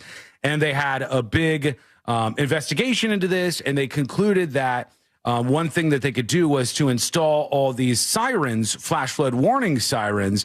And then they said, either because it was too expensive or for whatever reasons, they weren't going to do it. And they didn't install these flash flood warning sirens. And I know that's kind of sexy, and you might hear that and go, well, here's what happened. Blame these people. But they sent out emergency texts to everybody's cell phone. They sent out information that they blasted to everybody's cell phone. Is it really working as a criticism to say, well, yeah, they didn't also have some like that? That seems like a solution from the 1910s or something. No, you're right. And Sean, I think the hard part about this is just like any sleepaway camp. What's the first thing they tell the campers to do? No cell phones. Take away the cell phones. That's right. They take their phones away. Yeah. Yeah. I mean, I would hope the camp counselors and the folks in charge would have them, though. Yeah, 100%. absolutely. But if you've got 25 phones going off instead of one, and that one person is a sound sleeper and they sleep through it, now what do you do? But you're right. There should still be some other system. I think the sirens has to stay. As old school as it is, when you hear something like that, you are alert. You know what's going on, that there is an emergency. I'm not saying take away sirens in places where there is. They had the opportunity to add flash flood sirens here, and they didn't do it. But I think that that's old compared to just blasting a message to absolutely everybody. Yeah. And a lot of people, like, let's say it's July 4th weekend, there's a lot of people from out of town. If I heard a siren and I was in some lodge by this river, maybe I'm an idiot. I'm not sure that I would put 2 and 2 together. I would think it was a tornado. I would think, other things would probably come to mind. Yeah, no, you bring up some really good points. I think that, and I know what you're saying about, the guy not wanting to answer those questions. We're still in, search and rescue mode, and they're hoping, beyond hope that maybe they can still find some of these people alive. But I do think that, a comprehensive look at what went wrong. And it's hard because, they're like, oh, well, the National Weather Service didn't do this, or, oh, they didn't. I mean, I have a feeling that this is going to be one of those investigations where everyone is going to have to take a little piece of the blame for this and say, these are all things that we could have done better, right? I don't think the blame is going to solely lie with one person. And again, they're talking about biblical proportion, flooding. Right. The same thing is happening right now in North Carolina. My gosh, they just got hit with Hurricane Helene in the western half of that state. And now, you've got all of these towns, including Moore, Chapel Hill, that are underwater today as we speak. Yeah, I mean, it's quite crazy. We're going to continue to see what's going on with that whole story. And in a bit on the show, probably after the next episode, we'll get into the most controversial reactions to people that have been canceled as a result of it, et cetera, et cetera. What else is on your radar today, Amy Coughel? Anything else that's popping up that you're taking interest in? Yeah, a couple of things. We're going to be checking in, hopefully talking to the guy that was bitten by the shark that happened at New Smyrna Beach over the weekend. 3 o'clock. His hand off, right? In the afternoon. Yeah, it's crazy. He's a surfer. Insane. He's from Winter Park. Bit on the arm. A pretty significant bite wound. So we're working on that today. We had this Allegiant flight. I don't know if you guys saw this, going from St. Pete up to Roanoke. And the guy, some passenger sitting next to another guy on the plane, and he tells the guy next to him that his laptop is a bomb. Okay, well, I don't know what you think's going to happen there, but guess what? Florida. I saw this, Amy, but when I saw this, they said the guy was arrested, and then I said, was this literally as simple as somebody's next to a person on a plane and they go, "What's that?" and they're pointing at their laptop, and the guy's like, "It's a bomb," and then was it that, or because it could be so different? Did a guy go, "Oh, this is a bomb," or did the guy go like, "I've got a bomb on the plane right now"? I'm gonna grab that real quick. No, please don't. No, don't. You don't need that audio. What if his laptop was showing video of a bomb? Well, I'm just like, what? It's a sentence you could say 10 different ways, and some of them are like, did we really need to? But do we know if the guy was actually threatening that he had a bomb on the plane or what? No, we don't know any more details on the conversation other than that guy was arrested. So I guess hopefully we'll be able to learn a little bit more from the police report once everything is written down. I assume that the key witness hopefully is being interviewed as well, which is whoever the person was sitting next to him. I don't know. What would you do if that was you? What do you do? Cry. Do you just, laugh it off? Say something.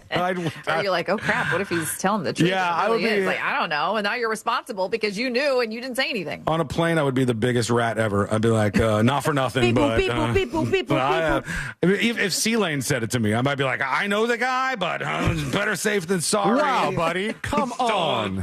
Go check him out, man. I wouldn't do that to C-Lane. I'm sorry, I just can't be too safe. Would you do that to Amy, Sean? No, because Amy's a saint. She's not gonna blow up the plane. You would do it. No, he wouldn't. No, I wouldn't. If he's at his wit's end, he might do it.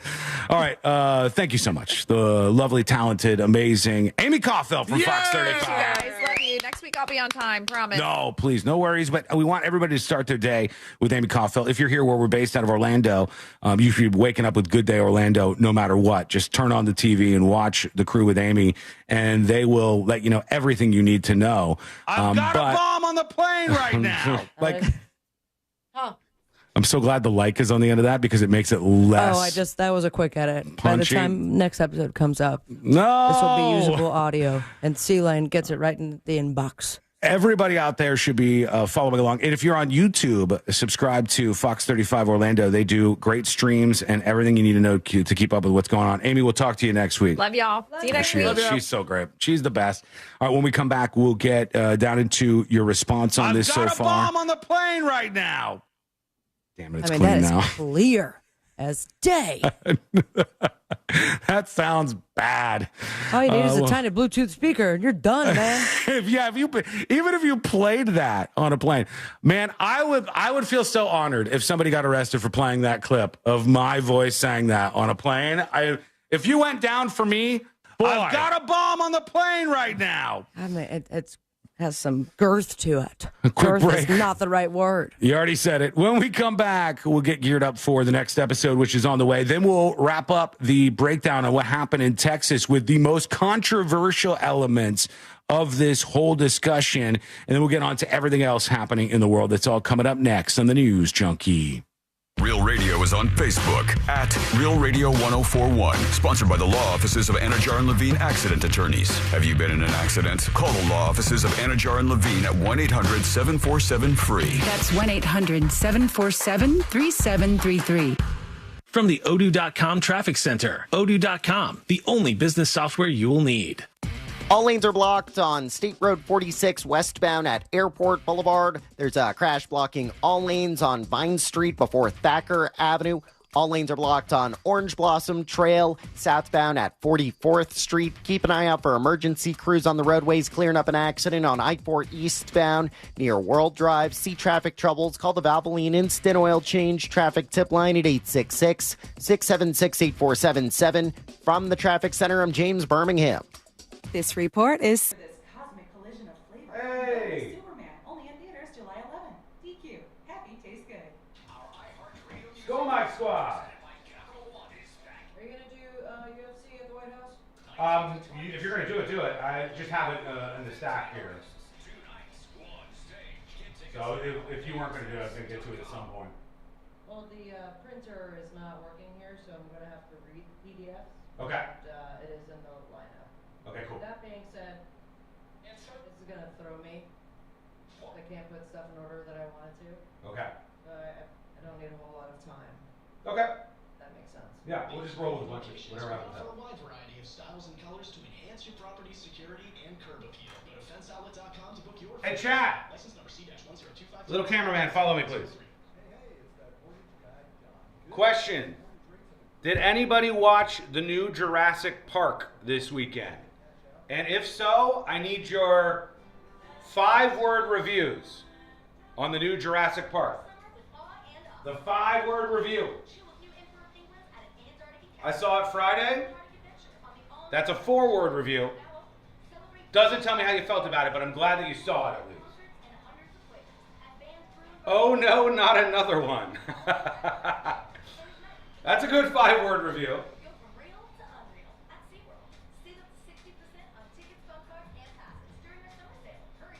Oh man, Courtney with a way too soon text.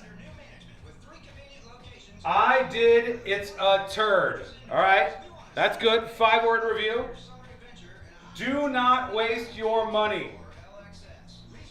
CJ says reviews have been mixed.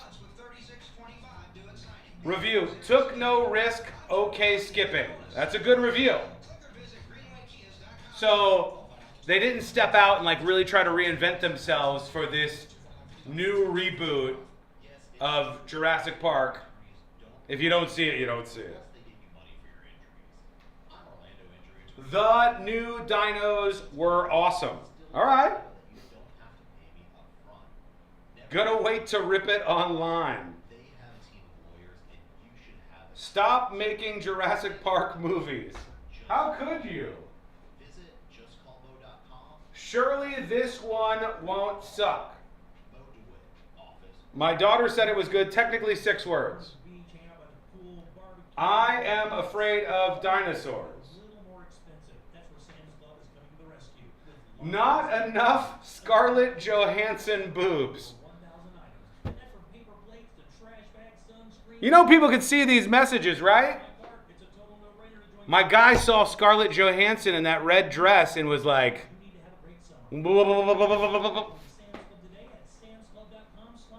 Was Chris Pratt in it? No. Less than 2 minutes and we're coming back. Chris Pratt wasn't in it as far as I know, unless there was some sort of like special secret cameo, maybe. I don't mind new Jurassic Park movies, but nothing is going to replace the original. Yes, and that is also true for Jaws. Jaws and Jurassic Park are 2 of my favorite movies of all time. Jaws is the best July 4th movie ever. Jaws by Steven Spielberg is a great piece of work in every way. The way the scenes were shot, the way there's feelings like it was impromptu and improvised in some of the scenes. the way it was written, the pacing of the movie. Jaws is brilliant. Steven Spielberg is a brilliant man. And Steven Spielberg was asked to do Jaws 2. And you know what he said? Why would I do Jaws 2? I already made the greatest shark movie ever. He was right. They should have done that with Jurassic Park. All right, 47 seconds. We're coming back right now. You asked the question, what is political technology? Did George Washington really cut down a cherry tree? Are JFK and Marilyn Monroe having an affair? And American History Hotline gets to the bottom of it. I'm so glad you asked me this question. This is such a ridiculous story that we tell ourselves because we don't want to know the real story. Open your free iHeartRadio app. Search American History Hotline and listen. This is such a ridiculous story that we tell ourselves because we don't want to know the real story. Open your free iHeartRadio app. Search American History Hotline and listen now. Think orange for your next vehicle. OrangeBuickGMC.com. We are professional grade. Now is your chance to win $1,000. Just enter this nationwide keyword on our website. Check. CHECK. Check. That's check. Enter it now on our website at realradio.fm. Good luck.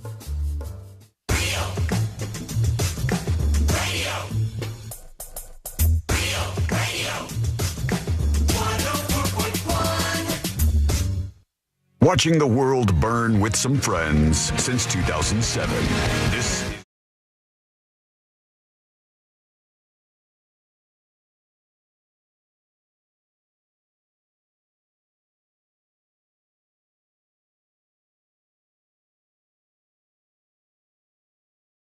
Unless you're that person, then mostly awesome people. Appreciate you out there. Join us on the show with your dispatches. Record your video or audio dispatch to be featured on the show at thenewsjunkie.com. There was a lot of people talking this weekend about Oasis and their comeback show. And I got to tell you, man, it made me think a little bit. Like, why is this so explosive? Why is there such an interest in this? Why is there a bunch of like 30 and 40-year-old dudes who are going, oh, man, this is the greatest thing ever? And I said, is it because all people have been searching for is a good rock and roll band? It could be. That's it. I mean, I remember when I was a kid, it was the first time I had heard this phrase. Like, I didn't get what it meant. It wasn't a word I was necessarily even allowed to say at the time. But to think of the Hell Freezes Over tour that the Eagles did. Yeah. Meaning their breakup was so bad that we're not going to take the stage again till hell freezes over. And then guess what? And they did. The almighty $sign came knocking at those doors. And they put aside their differences and they went on tour. And it was the big triumphant Eagles comeback. Yeah. And so, like, I think there is something sexy. There's a nostalgia. It's sexy and desirable about getting Oasis back together because they were two brothers who notoriously hate each other. I think if I were the kind of person who would spend a lot of money on Oasis tickets, I would probably, knowing their history, try and get tickets to some of the first shows rather than some of the last shows, because I think the ones at the end of the tour have so much more chance of being canceled if they end up getting in fights again. That's definitely true. But and we've talked about, band tours are different, and they're different for somebody who is as famous as Oasis is. Like, when Oasis probably first went on tour, they're stuck in a van together all the time. They just could not be apart from each other enough, and everything soured. Now, with the amount of fame and money you can put behind a tour like this, these two literally almost never have to talk to each other until, like, sound check or till you go on stage. You play your songs, you do your Champagne Supernova. You fake it there. I mean, look at Wonderwall, and you get the hell out and don't talk to each other. Look what happened to Jane's Addiction. They were all in separate buses, and all they had to do was play their greatest hits. And the main singer, I forget his name right now, tried to fight Perry Farrell. Dave Navarro while he was doing a solo. Yeah, nut job. Yeah. So in that case, like, you can't expect that from all of these rock stars because ego gets involved. Well, let me clarify here, and let's see if you, Sabrina, and you, C-Lane, if you agree with me. I think personally, rock music has been dead for like the last 10 to 15 years. I think as a format, rock music has been kind of dead. You've had bands pop up and percolate into the success ranks here and there, but mostly rock music hasn't been at the forefront like it has so many times. Rap music has dominated the culture, dominated success, dominated the charts, dominated all of these things. Rock music has been a rip for at least 10 to 15 years. Why is it that when this band comes out, Oasis, they're not even from the last 10 to 15 years, really, that all these people are like, hell yeah, rock and roll is back, baby. I think it's because the new bands just have fell short. I think the new bands have fallen short in doing this. I'm looking at the crowds for these Oasis reunion concerts. There's young Gen Z people everywhere. Everywhere. But that just reinforces your theory that because we've hit such a, maybe not a plateau in music production, but the music doesn't sound old to young kids. The music that Oasis recorded, and they probably, their parents listened to it. They listen to it. They learned guitar because Wonderwall was the first song they ever learned to play and stuff like that. True. Yeah. True. Yeah, I mean, I love it. I'm a fan, even though I once got into a fight with Noel Gallagher of Oasis. And true story, absolutely true story. Outside of 103.1 The Buzz, the rock station that I ended up interning at for quite some time after that. I've always thought they were good. And I'm interested to see these crowds. And Noel Gallagher is crying on stage, playing these songs. And people are watching it. And there's nothing, Sabrina, crazy visually that's going on. It's not the most state-of-the-art production. It's a damn rock band playing rock songs, and people are like, yes! For the first time in 16 years. Thank you. We wanted to see this. By the way, Did you see the set list?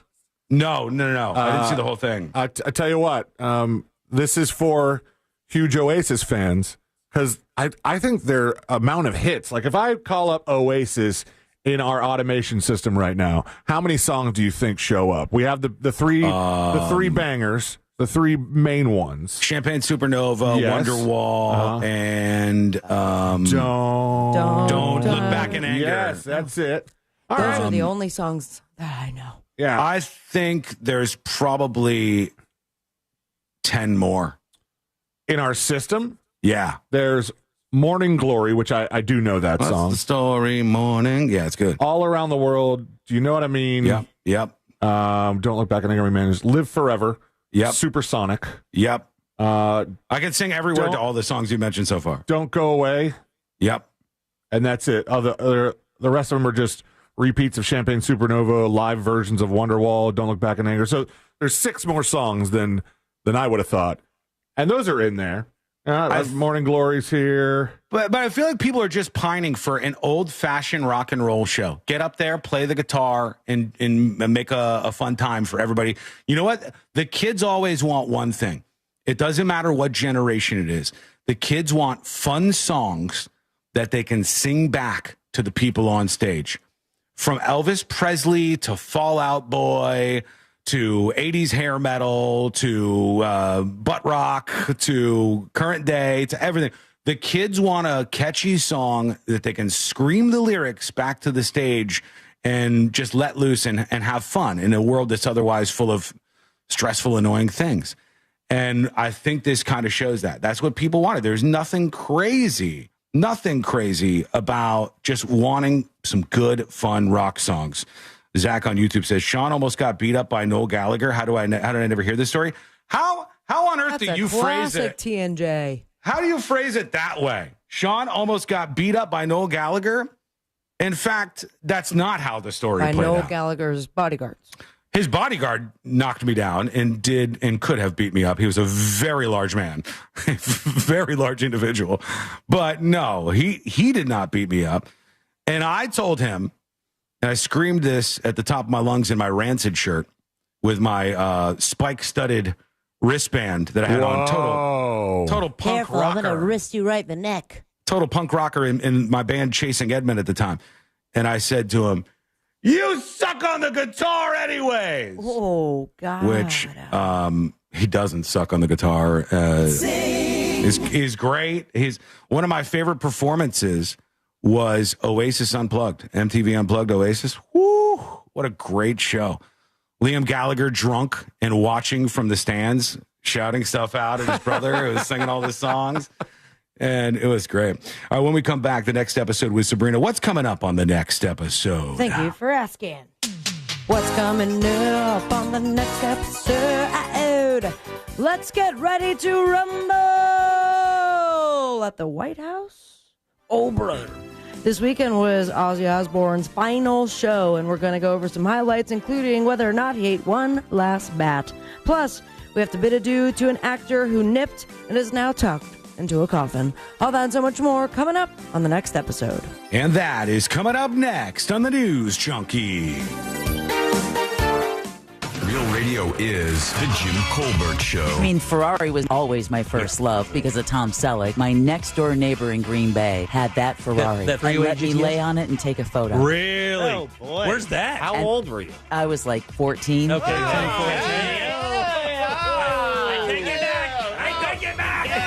The Jim Colbert Show. Weekdays at 3 on Real Radio 104.1. This weather report is brought to you by Mills Air. Hey, Central Florida, and happy Monday. I'm Fox 35 Storm Team meteorologist Jessica Dobson with a check of your forecast. And for today, it's going to be a much more seasonable and typical day and a lot drier than what we felt this past weekend. We'll be seeing about a 30 to 40% chance of showers and storms, most of these hugging areas closer to I-95 in Brevard County. Temperatures, though, will be hot and humid, a high of 92 degrees today in Orlando. Will be even hotter tomorrow with a high of 93 degrees. From the Fox 35 Storm Team, I'm meteorologist Jessica Dobson. This report is sponsored by Wawa. Wawa Hoagie Fest is here, and it's the summer of sandwiches. For a limited time, Wawa's mixing it up with hoagies, clubs, quesadillas, and... Hey, folks. We're getting geared up for the next episode. A roundup, if you will, of what's happening in the entertainment world. I have some bad news for you. Do you want good news or bad news first? Good news first or bad news first? Hit me up, chat. Good news or bad news first? Groton Network says we want to talk to Sabrina during breaks. Well, she's there now, but generally speaking, she is not there to talk to you. Good news, skip the bad. Give us the just okay news. Always bad first. 2 calls for bad first. Bad news first or the good news first? 3 minutes and 30 seconds. Both bad? You want me to make up some kind? I actually do have 2 pieces of bad news if you really want it. I mean, I wanted to give you some good news. No news. No news, says B-Haw. All right, let's start with the bad news. The bad news is no show tomorrow.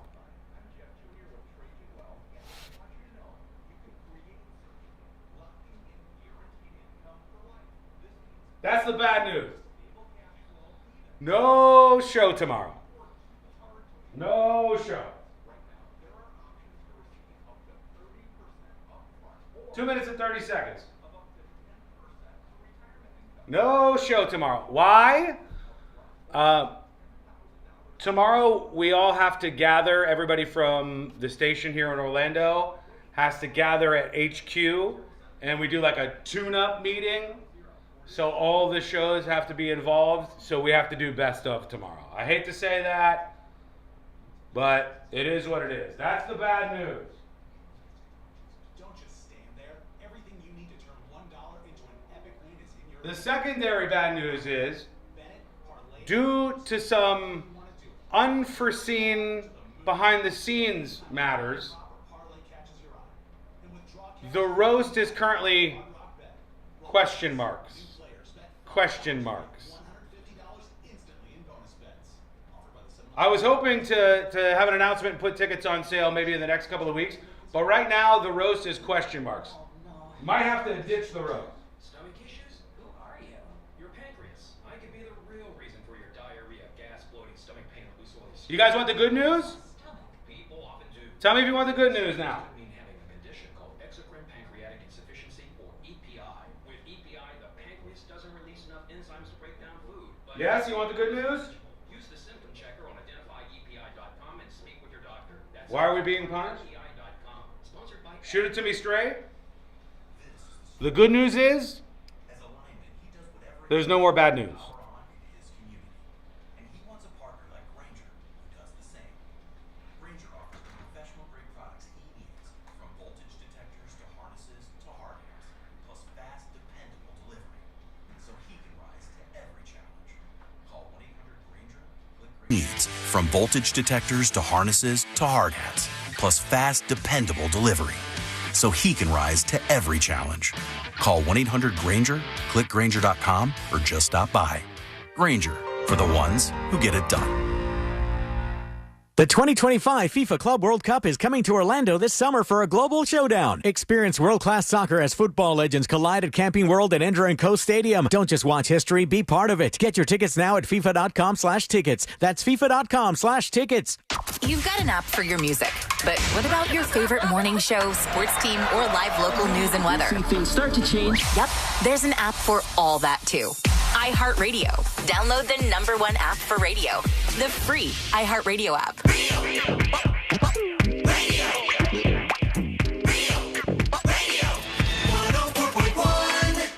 The show that takes you from Skywall summer to Jack Rocket fall.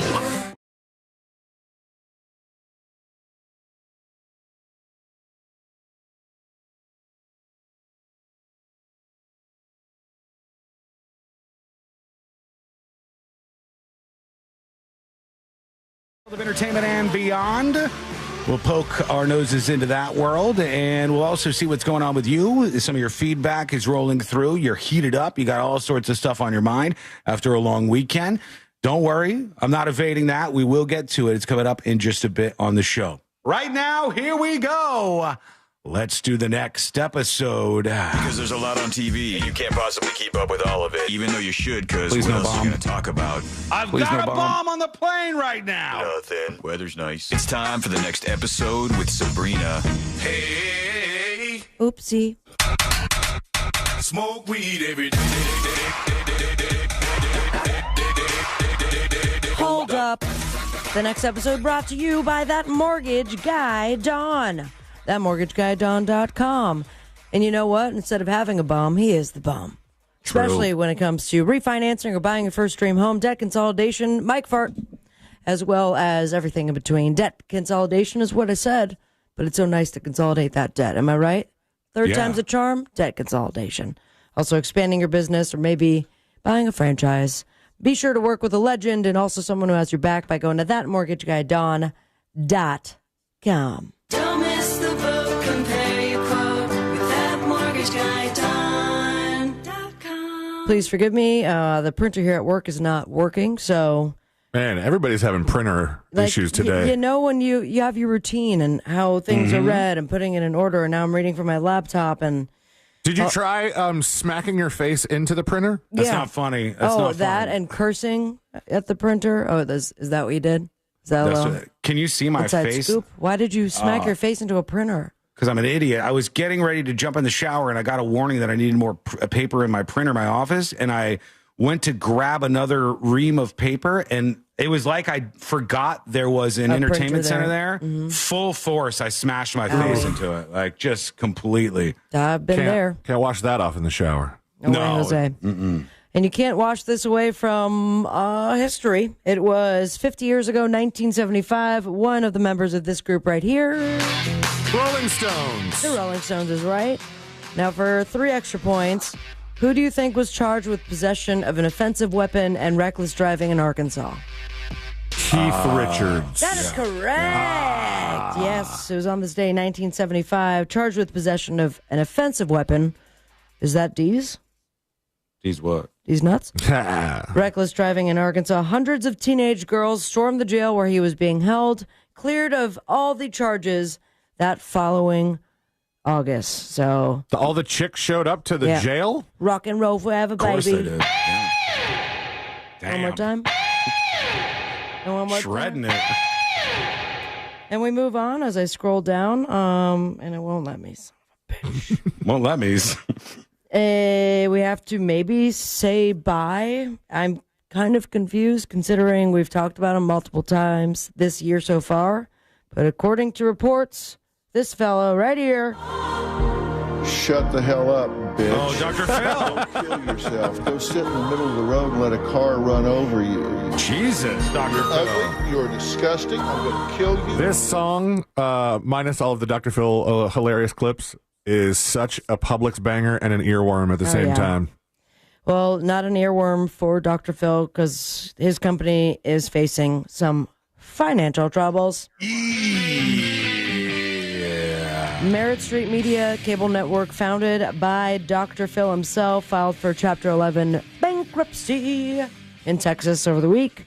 They also filed a lawsuit against its distribution partner, the Christian Broadcasting Corporation, Trinity Broadcasting Network, TBN.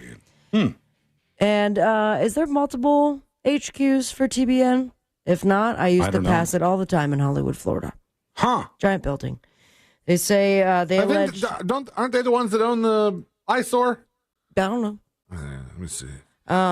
They allege that TBN breached the company's contract and subsequently cost Merritt Street over $100 million. The complaint was reviewed by EW, outlines how McGraw formed Merritt Street as a joint venture back in the day. Then he left the daytime series in 2023 after 21 years, and he was doing that podcast thing. And then as of late, he's been going around with ICE with cameras. Mm-hmm. So they note a lot of TBN's, quote, failures, and they were conscious, intentional pattern of choices that made us go into bankruptcy. Remember the guy getting busted by ICE who was like, you Dr. Phil? That's right. Now why'd you do what you do, Wait a honey? second. But why have daytime television when you can have an effing cage fight? Yeah! All right. At the White House. Yeah. At the White Why House. not? At the White House. Now, this is the first of its kind, I'm imagining, right? Oh, yeah, Like, just a little bit. I don't follow UFC that closely, so I don't think that they fought at the White House previously, right? No. From what I understand, no one has done any sort of UFC or wrestling or any sort of fight unless it was part of a war of some sort. Never a boxing match at the White House? I don't believe so. I mean, maybe not a sanctioned one. But old Donnie Trump, President of the United States, plans to hold a UFC event at the White House next year to honor America's 250th birthday. All right. He wants it to be a full card with 20,000 to 25,000 fans in attendance. Where are they gonna fit that? Yeah. That should be fun for security. I guess in front of the White House? In the lawn? They got big flags out there There's now, no so way it could they be a have nice room shot. inside of the White House for it. No, not for that many people. No, I wouldn't think so. So That's huge. Does anybody watch UFC? The great Dana White. We're going to have a UFC fight. Think of this on the grounds of the White House. We have a lot of land here. He added that it will be a full card. Even former heavyweight and lightweight champ John Jones, who just retired, is open to competing. So it's going to be a fight to the death or until someone gets really hurt. They KO it. Someone who will not be in attendance is actor Michael Madsen because he is dead. Damn. I'm all thrown off. I'm sorry. Brutal. Oh, dude. You guys know him? What do you know Michael Madsen from when you think of that name? I mean, he's in Nip Tuck. I remember that. No, not Michael Madsen. Michael Madsen was in Nip Tuck. Oh, no, Julian McMahon was Nip Tuck. Yeah, My bad. Michael Madsen was in a lot of the Quentin Tarantino movies. Yep, that is correct. That's where I know him from. That's why I usually think of Reservoir Dogs as a big one. Kill Bill, Once Upon a Time in Hollywood, Hateful Eight. And he could have had the John Travolta role in Pulp Fiction, according to reports, but he turned it down because he was already committed to Wyatt Earp. Oh, wow. What a dumb. Wyatt Those are Earp- both. Wyatt They're Earp- both big. Yeah, Wyatt Earp was big, but not Pulp Fiction big. No. So big that I've never heard of that movie before. Wyatt Earp? Wyatt Earp was massive. Not my time. Yeah, you probably missed out on this like resurrection of late '90s cowboy movies. Yeehaw, brother. You weren't necessarily. He there wasn't for Free Willy, which I cried to Mhm. every time. And then we also... Oh, yeah. Was he like the dad? Yeah. Yeah. We also lost, like I said earlier, by accident, one of the stars of Nip Tuck passed away. Julian Madsen. See? Okay. This is why I need papers! By the way, Free Willy is older than Wyatt Earp. Yeah, Free but Willy I is was older. when Free Willy came out, I was a child. Is Wyatt Earp a children's movie? You could watch it as a kid. I watched a lot of those you cowboy could watch movies. it as a child. I did. Look at me now. Exactly. Mm-hmm. Julian McMahon, best known for Dip Tuck and Charmed, as well as Dr. Doom and Fantastic Four, passed away. One of the most recent credits was The Surfer, a 2024 Yeah. thriller. He looked so like he looked great in it. He looked great in The Surfer. Why don't you marry him then? I would suggest everybody, by the way, don't watch The Surfer. I mean, like it is the most frustrating movie to watch that I've seen in so long. It's like a man just getting kicked and kicked and kicked and kicked. Like Fight Club. That's what it is. Yeah, it's down we go. And even Nick Cage can't win me over in that one. Mark Snow, the composer of the X-Files theme, died. Kenneth Coley, who played Admiral Piet in the original Star Wars movie, died. And the former White Sox pitcher, Bobby Jenks, died. Damn. And unfortunately, I've run out of time, so I guess my time died. I will leave you with the boop tip. We got the 10th season premiere of Bachelor in Paradise on ABC, American Ninja Warrior, Quiz with Balls. Get ready, folks, on Fox. Series premiere of Survival Mode on NBC. And you can catch on Late Night, Jaquita on repeat, as well as Nathan Fillion on Kimmel. Follow your dreams and me on Instagram at Sabrina Ambra. Most importantly, stay with me, America. Smoke weed every day. Real quick. What up? Shouts out to Ringo Starr from the Beatles. Imagine. Today is his 85th birthday, and he wanted us right around this time. He wanted everybody in the world, he said, around this time today to say peace and love. Peace and love. To Ringo Starr. So peace and love to Ringo Starr. Peace and love. Peace and love. You want to do it at the same time? Right? Is there three? Peace and love. Peace and love. Peace and love. We sent it out to Ringo Starr today on his 85th birthday. That was quick break. Huh? I'm surprised you did that. Got to be honest. Why wouldn't I do that? I didn't think you like gimmicky stuff like that. Peace and love. My God. This is why he says peace and love, to calm him down when his top is just breaching. Peace and love. Your top's going to blow because I just asked that? Chill out. You're so dramatic. Quick break. When we come back, we will get back down. At some point here, we'll get into the remainder of the breakdown of the Texas flooding story and the most controversial side of things. We got to get into the Epstein drop. I don't know why they decided to do that on a Sunday night, but maybe I do. And another Alligator Alcatraz. Alligator Alcatraz 2.0. We'll see. Crocodile Alcatraz. It's on the way. It's coming up next on the News Junkie. Your chance to win $1,000 in your hand is minutes away on Real Radio 104.1. Brought to you by Mills Air. From the Clausman Law Traffic Center, car crash, call Clausman Law. ClausmanLaw.com. The roadways are starting to open up on State Road 46 at Airport Boulevard. Keep an eye out for emergency crews in that area. A crash is reported on Severin Boulevard just before Red Bug Lake Road. The road's still closed on Orange Blossom Trail southbound at 44th Street. A crash is blocking all lanes on Vine Street before Thacker Avenue. See traffic troubles? Call the Valvoline Instant Oil Change traffic tip line at 866-676-8477. From the Traffic Center, I'm James Birmingham. This report is sponsored by Macy's Backstage. Macy's Backstage is a whole new floor inside your Macy's store. And right now, you'll find the latest summer styles all for under $25. With new arrivals every day, you never know what amazing deals you'll find. So don't wait. Find a location at Macy'sBackstage.com. This earful of Real Radio is brought to you by crimeline.org. Give a tip anonymously. Summertime means poker time, and your shot at Vegas. Get ready for the Real Radio Texas Hold'em Charity Poker Tournament, presented by JustCallMo.com, benefiting the mustard seed of Central Florida. It's all going down Saturday, August 16th at the Orlando Science Center, and the top player wins a trip to Las Vegas. Our poker tournament may be sold out, but you can still bid on a seat at the Solar Source final table in our live auction. Plus, you can hang with your favorite Real Radio personalities in the That Mortgage Guy Don Casino. Enjoy food from Hard Rock Cafe Orlando and a free drink courtesy of Mills Air. Casino passes are on sale now. Don't miss out. Heyo! Still gotta get to the Epstein stuff. What kind of drama do we have there? I think we'll wrap up the Texas breakdown, the Texas flooding breakdown. I think we'll wrap that up next. I want to talk about Love Island still and some controversy around that, whether you like it or not.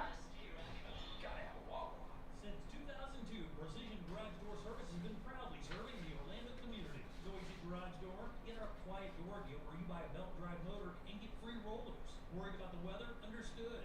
Get a tune-up and roller replacement for your garage door today. Want to give your house a glow up? Got you covered. Get a new garage door and get 20% off. Another big show and allegedly final show over the weekend was Ozzy Osbourne's final show. Did anybody see that? I don't know if you guys saw that or not. To everyone who believes a good meal can always be made even better, come try our new chicken sandwich. Some big cameos at that. Classic chicken sandwich and brought it to the next level. I'm talking bigger, juicier chicken with crispier, crunchier breading. And it's all served on a buttery brioche bun. And topped with crisp dill pickles, creamy mayo, and fresh lettuce and tomato. Oh, I'll tell you something I watched this weekend. All right? I know a lot of you have already seen this. I'm also going to put a do not watch rating on it, not worth it. But I have to admit it. I did watch Poop Cruise this weekend. I did watch Poop Cruise. And 5-word review of Poop Cruise, not enough content for movie. Not enough content for a movie. Sorry. Feral Kitten says, Poop Cruise, not the documentaries I care to watch. It's kind of an interesting story. It was at the time. Like this cruise gone wrong, power goes out, stops working in the middle of the ocean, poop's overflowing from the toilets. But it's disgusting, and it's like they had enough for a YouTube video, and they made a 55-minute movie out of it.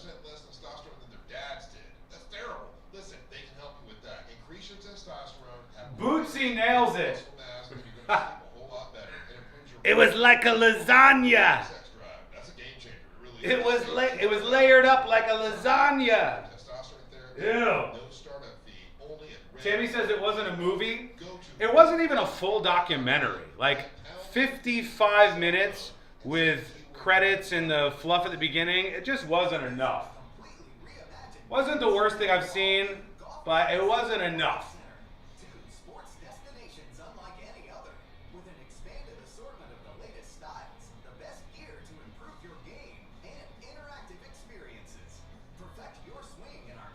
Don't watch the Woodstock 99 one then? I mean, I think that's kind of the same, right? Like, you're trying to squeeze too much. It was a 10-minute YouTube video. You tried to make more out of it. The American Apparel documentary was like that too, not enough for an hour. I saw that. That didn't draw me in. I don't know if I'm not the target demographic, but I just... What am I going to watch an American Apparel documentary about? Why? Who? 2 minutes, and we're coming back live on the show. By the way, if you are watching on YouTube and you don't have a way to like stream YouTube in your car or something when you're going, we are obviously on the radio. So in Orlando, you can listen to us on 104.1 WTKS. And in other markets, you can hear us on different stations like West Palm Beach Vero Beach, Albany, and Rochester. And we are live every day on these stations. So if you'd like to hang out with us, please do. Thank you. 90 seconds. Shouts out to Vero. Shouts out to Vero. And shouts out to the crew. Oh, where did I go for brunch yesterday?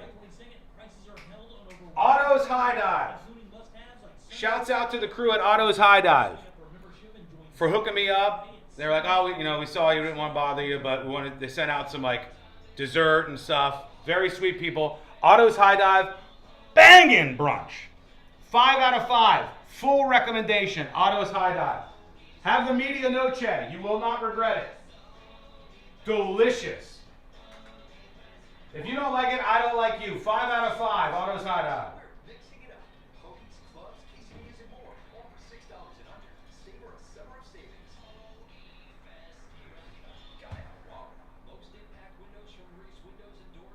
Quesadillas and more, all for $6 and under. Savor a summer of savings. Hoagie Fest, here I come. Gotta have a Wawa. Most impact windows from Reese Windows and Doors are installed in just 6 to 8 weeks. Visit reesewindows.com. Live from the JustCallMo.com studios. Injured on the go? Just call Mo. From car accidents to personal injury cases, Mo has you covered. Visit JustCallMo.com or dial 1-800-CALL-MO. This is WTKS-FM HD1, Cocoa Beach, Orlando. An iHeartRadio station. Make us the #1 preset on your car radio and on the free, new and improved iHeartRadio app. Listen for all your music, radio, and podcasts. Free never sounded so good.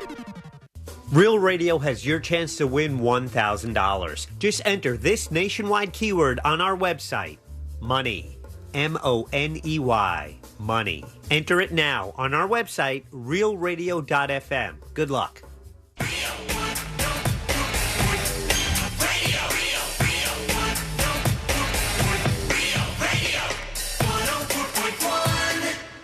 Home of the world-famous Game of Magnets. This is the...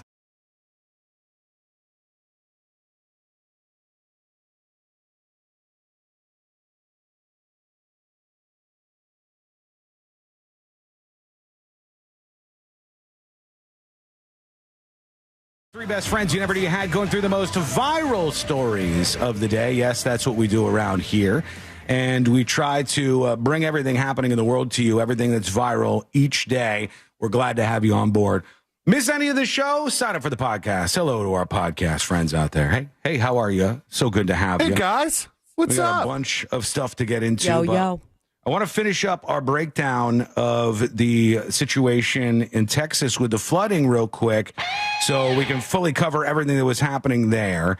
A couple of things that we may have missed on. Now, I know Amy K mentioned this, but I wanted to bring this to you because I guess this has happened before. And I think, did Amy say when she was talking about this that it happened in the 80s? Was that when she said? Yeah. Because I believe so. 80, the story 487 maybe? Yeah, the story I have is of 1987, that this happened before where the Guadalupe River flooded and a church camp right along the river had an issue where kids were swept away just like this. And you might find this person familiar. Here we go. Monday morning, July 17th, 1987.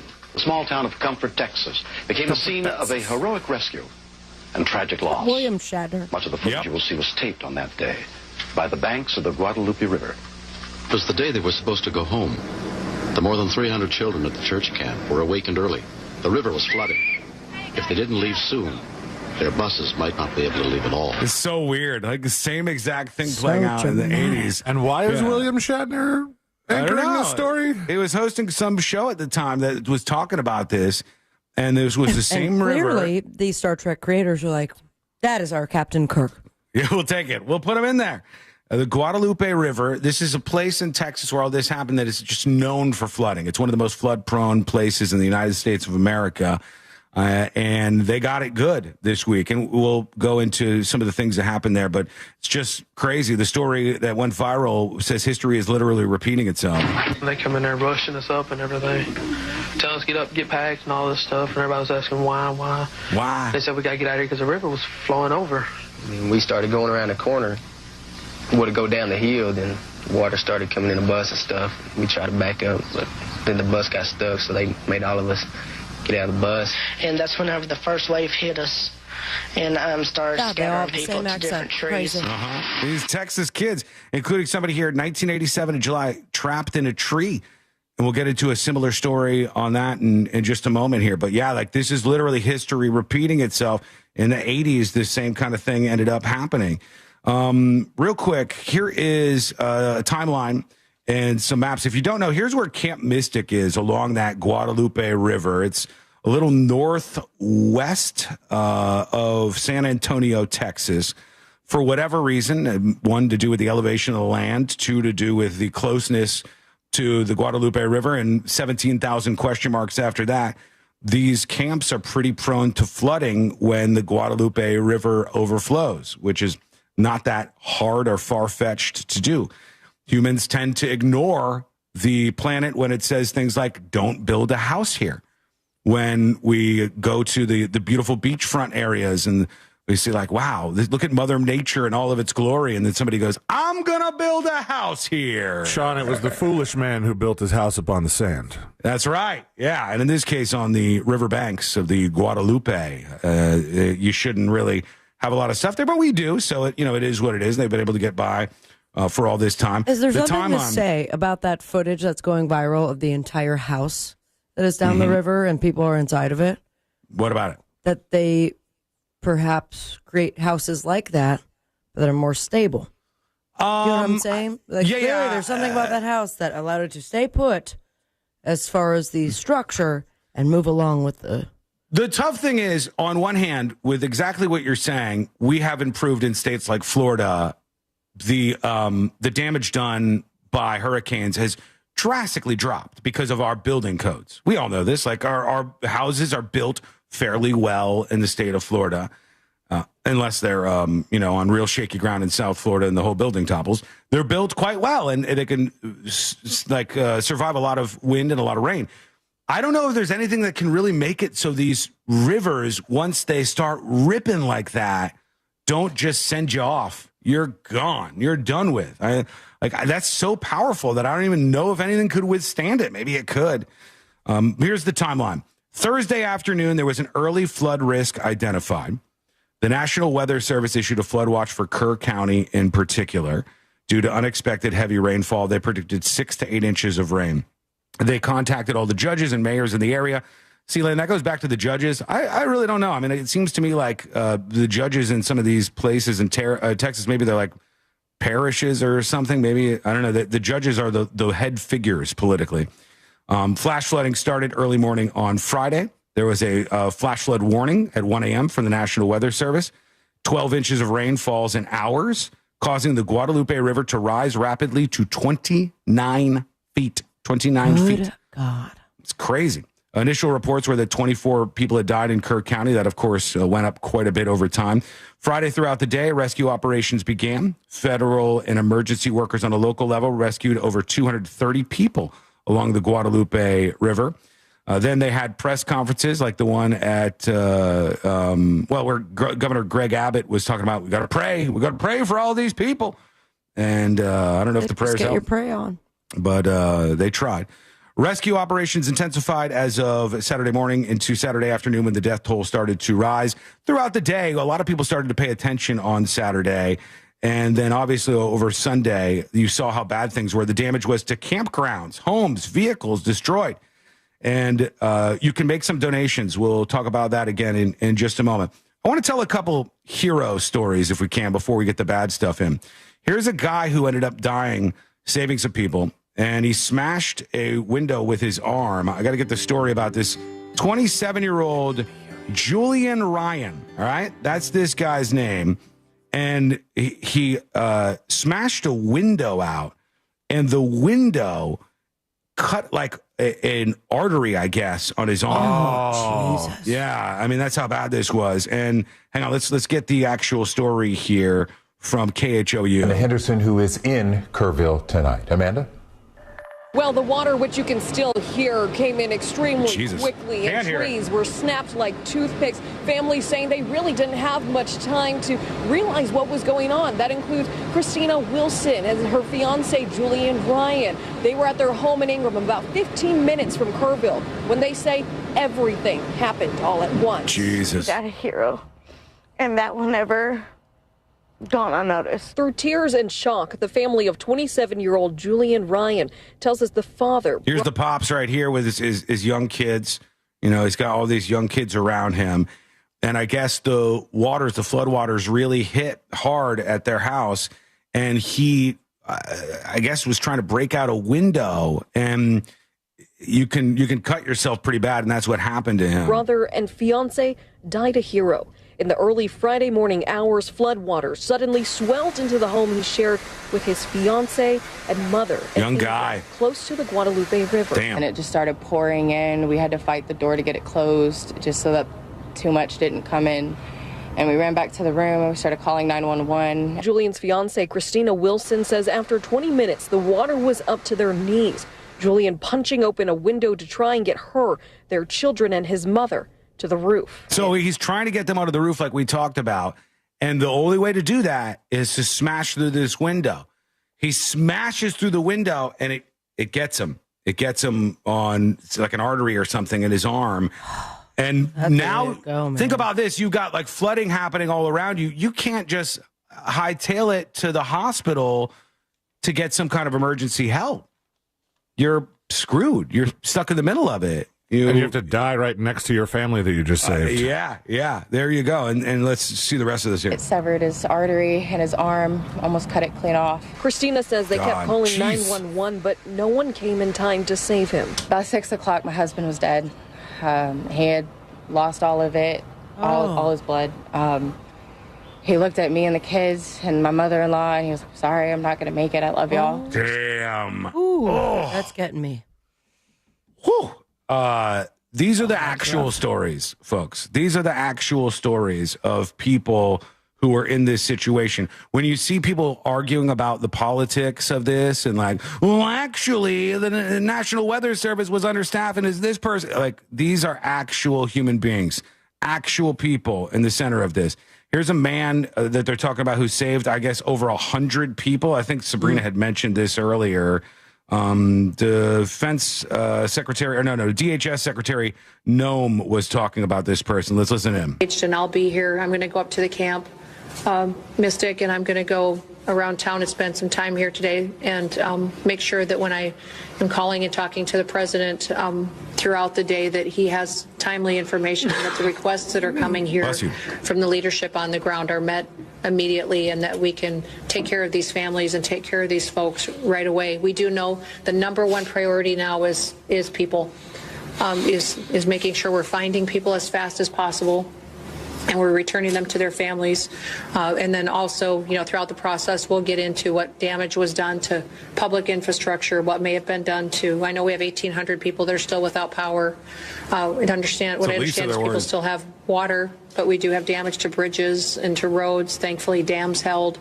I didn't hear him mention in that clip. This clip said, they said, revealed U.S. Coast Guard Scott Ruskin saved an astonishing 165 victims from catastrophic flooding, and he's an American hero. His selfless courage embodies the spirit and mission of the U.S. Coast Guard, they said. So this is Scott Ruskin, a guy who they said saved many, many lives. That clip was supposed to mention that. I didn't really hear it, actually, in that. That's not the owner of Camp Mystic, though. That is a Coast Guard? No, he also apparently died trying to rescue the young girls who were at this camp. I guess they and the stories are of the owner of Camp Mystic and of these camp counselors just going out right in the middle of it and trying to do everything they could to save their campers. Insane. And here's another story that I thought kind of highlighted some of this. Here is from KENS. They were talking about this woman with a miracle survival story. Yes, I promised you the video earlier. We have processed it. The reason that we couldn't run it right away is that we wanted to protect the privacy of this young woman. And if there's any hope in this story, it's that this 22-year-old woman went into the water in the Ingram, Texas area, which is about 20 miles upstream. Think about that for a second, okay, as we all watch this together. This is 20 miles upstream from where the worst flooding happened, and this woman was trapped in a tree for a very long time. So all those parents who are waiting for word, there's one miracle story that a woman who was swept away up there ended up here. Let's get right to that video so you can see there she what is in the tree. At around 8 o'clock this morning, after the girl was swept all the way from Ingram all the way to Center Point, Texas. The homeowner here says he went out on his deck. She was swept in the water. See, do the numbers on this. From Ingram to Center Point, Texas, I think is what she said. How long is that? How far away? From Ingram? Let me go back. I'm going to go back to where she made that mention. Morning after the girl was swept all the way from Ingram all the way to Center Point, Texas. Ingram to Center Point. The homeowner here says he went out on his deck and he heard somebody screaming for help. And when he came out on his deck, he had to look way across the river. God. And when he did, he looked into the trees and he saw this woman being sheltered by a huge cypress tree. One limb had already been ripped off. Jesus, she's in the tree just kind of hanging out. How far is that? Did you guys find out? 16.4. I'm also getting 22.8 miles. Miles? 16.4 Ingram, miles? Texas to Center Point, Texas. Wow. First thing that comes up is 16.4 miles via That's crazy. Texas 28 East, I guess a highway there, or 22.8, but it's definitely a ways. It's about 15 miles in a straight line, but I'm sure she didn't go in an exactly straight line. Wow. To be whipped up into the waters, the floodwaters, and go that far is astonishing. They found her up in this tree where she was up there for a very long time, and then finally ended up making her way down. And she survived, thankfully, this woman.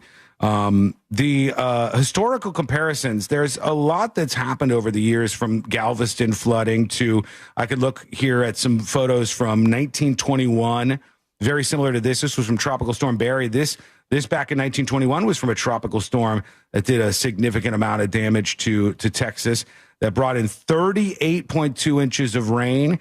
In 1935, you had the Llano River floods with some real drastic imagery from when that happened, at least 34 fatalities. New Braunfels, I'm doing my best on the pronunciation, flash flood where there was quite a bit of damage. That was in the 1970s. And the more recent version of this was the Memorial Day floods with 31 fatalities, rather. This water is really going after American holidays. It is, yeah. It does seem to be. That's the time. It's the time when that real bad weather rips through and you end up getting this kind of chaos that happens. A couple more things. Actually, we might have to kick this down the road to finalize things because I want to get to the conspiracies and some of the interviews with folks who are going absolutely nuts here. So, yeah, we'll get to that in just a moment. When we come back, I want to talk about something that happened in the world of reality TV. Believe it or not, we'll take a swerve over into that direction. Obviously, we got jury duty coming up. In jury duty, here's what we're going to do today. We're going to talk about this big dump that they did of Epstein stuff, which now came out. It's just finally like, hey, here you go. They didn't have a whole parade with folders that were labeled accordingly. That was, how long ago was that? That felt like 4 months ago or something. I might be wrong, but it feels like that was a while ago when they first started to do the Epstein drop. And now they finally have released some of this stuff. So we'll see what was in that in jury duty, where we check out all the court cases that are popping up into the viral news. All right, all that is on the way, and it's coming up next on the News Junkie. Real radio. It is. The Monsters in the Morning. Yeah, like, I'm not going to let the lady win. Really? Like, I'm going to dominate her on the field and in the bedroom. Not with that testosterone blood panel. not with a 100 in your testosterone. The Monsters in the Morning. Real radio 104.1. The rain's slowing down traffic on Florida's Turnpike. The roadways are wet out there, so travel with caution. It's going to be your typical slowdowns on I-4 through the parks there. Emergency crews are clearing up that accident on Vine Street at Thacker Avenue, and the road's still closed on Orange Blossom Trail southbound at 44th Street. See traffic troubles? Call the Valvoline Instant Oil Change traffic tip line at 866-676-8477. From the Traffic Center, I'm James Birmingham. This report is sponsored by Rapid Radios. Stay connected and stay productive with Rapid Radios. Business owners trust Rapid Radios for instant, reliable team communication with nationwide LTE coverage, push-to-talk convenience, and room for up to 200 units on one feed. Keeping connected's never been easier. Order now at rapidradios.com. Shouts out to longtime sponsor, absolutely love Mills Air. And they've supported this show for a while. And they're just a really great company. It's a company that I'm just excited, honestly, to tell people about because I know they can help you when your AC screws up. And there's no time really other than a giant emergency that you need that kind of help like you do when your AC breaks. Mills Air is one of these companies. It's like the equivalent of a great honest mechanic. Those rare, one-of-a-kind honest mechanics over at Mills Air, they will let you know what's really wrong. They're not trying to juice money out of you. They want you to be a customer for life. And they can only do that if you trust them. And you will. Their techs are the absolute best out there. That's why they've been around since 1992. They're a Carrier factory authorized dealer, and that can get you access to huge rebates. Huge rebates. Why would you leave these on the table? Save money going with Mills Air. You could always turn to the experts at Carrier, and you could always turn to family-owned and operated Mills Air. Give them a call. Here's the phone number, 407-277-1159. 407-277-1159. Or find them online at millsair.com. Score limited time savings on your favorite snacks and drinks at Wawa. Whether you're craving a refreshing drink or a tasty treat, Wawa has you covered. Enjoy exclusive deals in-store or on the Wawa app, making it easier than ever to fuel your day without breaking the bank. Don't miss out on summer savings, perfect for road trips, beach days, or backyard hangs. Savor a summer of savings. Gotta have a Wawa. Yeehaw! R.C. Hill here, your deputy tariff sheriff. I locked in a huge inventory before the tariffs hit. You could even drive for no money down. Right now, I'll pay way over appraised value for your old ride regardless of condition. So check out the new Mitsubishi Outlander or the new Mirage with a lifetime warranty. Plus, I've got over 200 certified used cars. But hurry, when they're gone, they're gone. I'm R.C. Hill, your car dealer next door. 2 locations, DeLand and Ocala. Get a sneak peek of all my pre-tariff rides at rchill.com. That's rchill.com. Going to nursing school can change your life, but that doesn't mean it's easy. You have commitments, family, a job. At Galen College of Nursing, we understand that, which is why we provide one-to-one tutoring support and assigned academic advisors who will work with you to keep you on track from day one. Hello. How are we?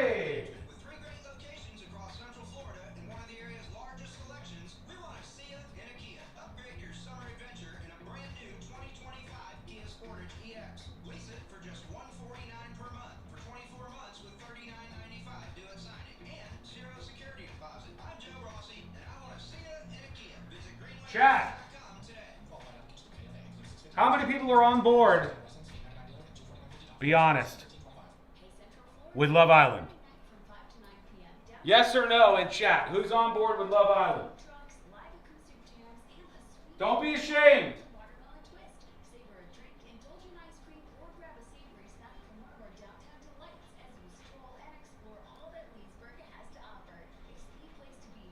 Nay, Bootsy. I've been married too long for love, let alone something called Love Island. What? It's never too late, man. Watch these 20-somethings suck each other's faces. No, Love Island is dumb. Connor, there is nothing better to distract you from all the chaos and stress of the world. Don't be ashamed. Don't listen to Arnott. Hello? What's that?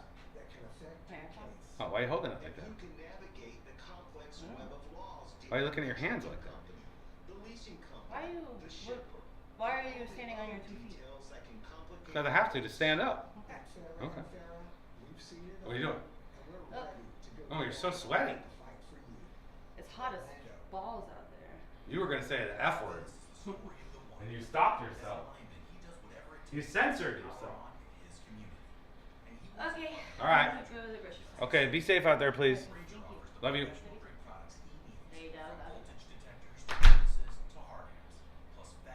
Barbara says, yes to Love Island, my guilty pleasure. My guilty pleasure. It is a guilty pleasure. I love it. It's a show 40-somethings watch with their wives. Wait, what are you, crazy? This is not a male-dominated show. This show is targeting demographically women 18 to 34. It's just dragging guys along with it. Dragging. 1 minute. Everything I know about Love Island I learned watching baseball. Same. All right, we're coming back. We're going to talk about the C word. So brace yourself.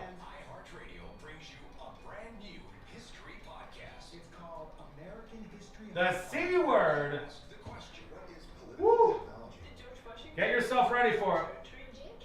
New History Podcast. It's called American History Hotline, where you ask the question, what is political technology? Did George Washington really cut down a cherry tree? Were JFK and Marilyn Monroe having an affair? And American History Hotline gets to the bottom of it. I'm so glad you asked me this question. This is such a ridiculous story that we tell ourselves because we don't want to know the real story. Open your free iHeartRadio app. Search American History Hotline and listen now. Real Radio has your chance to win $1,000. Just enter this nationwide keyword on our website, money, M-O-N-E-Y, money. Enter it now on our website, realradio.fm. Good luck.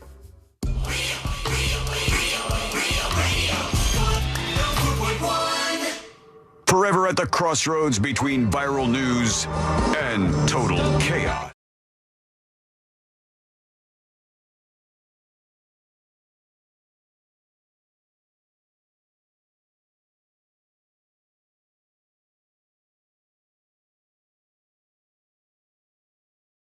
Fruitful. Hope you got all 10 fingers and all 10 toes as you hang out with us here today on the show. And we'll get to your feedback. Your dispatches and emails are coming in. We'll hit on some of those in just a moment. I do want to tell you something today. I want to tell you, don't be shamed and booed out of existence by the anti-Love Island people, all right? Just embrace Love Island. That's it's so interesting that you're saying that. It's a distraction, and it's not something you should be ashamed of. Who are they targeting? Who are they going after? They're going after young women. The show targets women 18 to 34, yes. But many of their partners and boyfriends and other people in their lives have been dragged along with it. And now it's just like... But you're saying dragged. You are enjoying it, are you not? Yeah, of course I am. I've been talking about this. What I didn't enjoy is the very quick... but not even addressing that girl leaving. The girl early on? No, there's a second recent one. Oh, the most recent one, yeah. Up? Well, no. Here's what I'm saying. There was a first girl who was removed for some comments online in the middle of the filming, and they so unceremoniously booted her out of there. They were just like, all right, see you later. And they didn't even address it. Like, they didn't even talk about it. They didn't even address it. Now they booted one of the young stars of this show, Love Island, this reality kind of dating show thing. It's become a huge phenomenon. And they booted her out over this social media post. And I find the whole outrage over this so hilarious. But the social media post, I think she posted on Instagram, and it says, Botox isn't for everyone, but I love it for me. Which I'll take some issues with here in a second. I'm incredibly expressive with my face, and I catch myself frowning for no reason throughout the day when I'm focusing too hard on something or thinking too hard. I can also be a little chinky when I laugh or smile. So I love getting a mini brow lift to open up my eyes and get that snatched look, she said. This is not me encouraging, but more so sharing, and she posted this. Now, obviously, the C word there is the word that comes into play and that led her to getting bounced off the show over this social media post. One thing I had heard and I don't know how I can figure out if this is true or not, but somebody told me that the original post was from like 10 years ago or from like when she was 15 years old. Getting some bobo at 15? Which that was one thing. I was like, forget the word that people are going to clutch pearls over here. Who cares? But the idea, if this is really from 10 years ago when she was 15, are girls getting Botox at 15? It would be new to me. That is a concern if that's the case. If girls are, like, nothing against Botox or anybody wants to get Botox, do it, man. Do your thing. There's a lot of people do this. It seems like everybody's all right. I don't see any people dying. It seems like it works. You do you. Make yourself look good. Make yourself feel good. But I didn't know if she was 15 when she posted it, which was what I saw on a story somewhere, then that's kind of astonishing that teenagers would be doing Botox. I don't even know if can you legally get Botox if you're under 18? Oh, if you got a parent to sign off, why not? Can you? I'm sure. How old for Botox? You can get a tattoo with a parental signature. Why can't you get something that does eventually go away? They just talk about people usually doing it in their mid to late 20s and early 30s, which, that's the experience that I've seen. Increased 28% amongst 20 to 29-year-olds. But the story or the tidbit that I saw suggested that she had done this. She had posted this when she was 15, which if she posted this when she was 15, get over yourself. My God. It's a different day and age a when reaction people... to kick her off the island. I don't think this should have been. I think it really does depend on the time. Like if she did this 5 seconds ago, that's one thing, I guess. Everybody can get upset on behalf of Chinese people and grandstand and stuff. Like this is a big deal.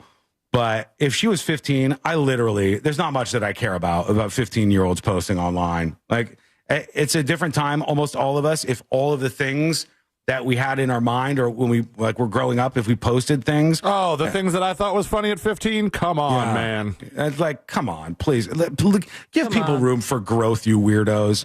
I don't even know how you look at the world through this lens. But was it confirmed that is when she was 15? I don't 100% know. It sounds like a sponsored ad, and that wasn't a thing 10 years ago. I don't Unless 100% know. I don't think it's a sponsored ad, but honestly, I don't know. I just had seen something that said it was from when she was 15. Let me see if I could back that up. Sierra Love Island 15 Junkie. Well, I mean, that's what she said. 25-year-old is facing... Okay, this says this is from 2015. All right? This says... Hang on, I think it must be in the comments or something. So it's from 2015, and we're making a big deal of it now, 3 weeks in. Good job, guys. And you've got, like, this collection of people who try to collect scalps from anybody on reality TV that gets thrust into the public world. And you're like, look what she did. I don't know. Somebody else says she was 20, so I don't know exactly when this was posted. But if these people are posting stuff as a teenager and they're deleting it afterwards, like, give people room to grow. It's such a weird thing. It's like purity tests in 2025, like weird witch hunts. We got to get over this. I think most people are, but there's a lot of people who still do this when they see people getting famous, because if you're on TikTok or something, nobody knows who you are. Nobody really cares who you are, but you can utilize these other people's names and just drag them down and go, oh, look what this horrific person said. And I guess they kicked her off of the show for this resurfaced social media post.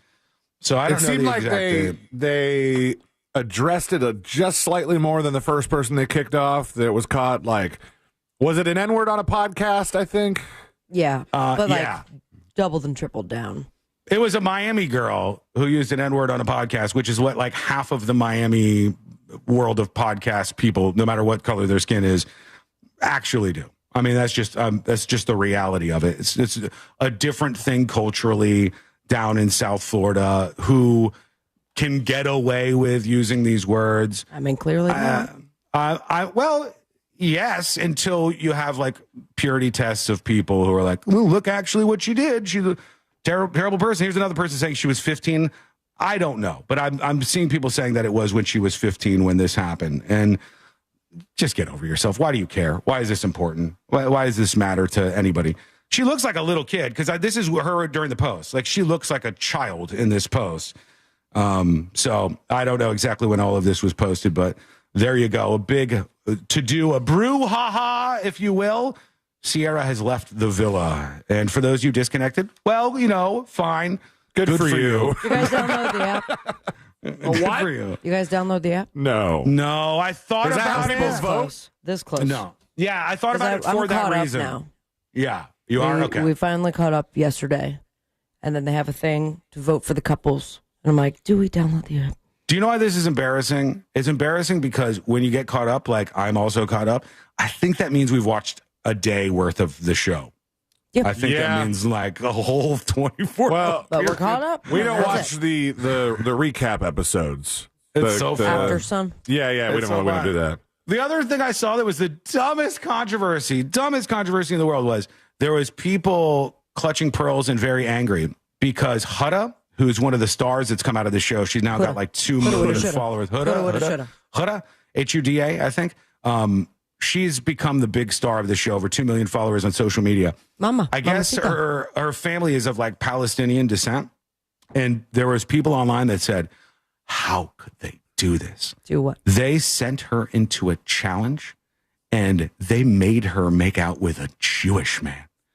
She is a They didn't make her make out with nobody. They made her make out with a Jewish man. They didn't tell her. Well, that wasn't a controversy as far as do who she you made out know? with. Do you know that, like, this is a big online thing? That do heartbeat you know challenge that or something else. She kissed. By the way, I think they've faked the results of that for of course. Max drama. Without a doubt. They said she kissed a Jewish man on this show. It's like, damn, bro. Some of you need to re-examine your life and the things that you're saying. Like, that's way more offensive than a post talking about Chinese eyes when you're 15 years old. Way more offensive. All right. But still, I don't want anybody canceled.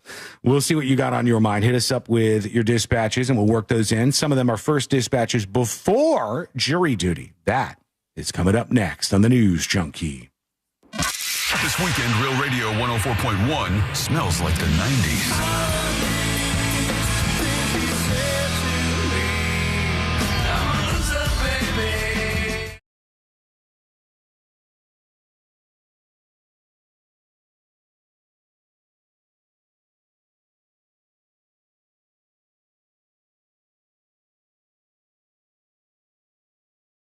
Some moves, including a one-year deal to bring back Mo Wagner. Meanwhile, veteran NBA assistant Joe Prunty is added to the Magic's coaching staff. Baseball, the Marlins held to a run on 3 hits they lost in Milwaukee. The Rays beat the Twins in 10 to avoid a sweep. Yandy Diaz, the go-ahead run-scoring double. And Florida State football gets a commitment from defensive back prospect Chauncey Kennan out of Sarasota. I'm Matt McCoy.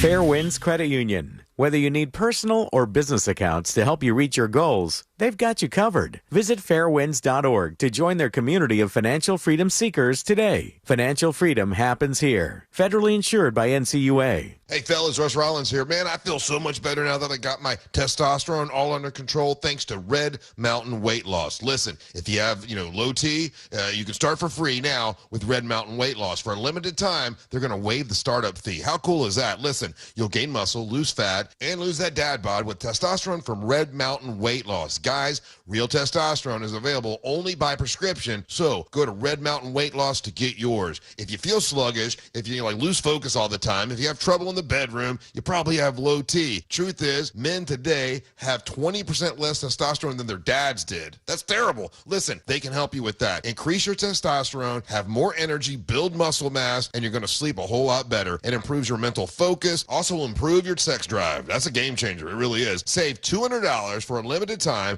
and start your testosterone therapy with no startup fee only at Red Mountain Weight Loss. Go to redmountainweightloss.com or Whoops.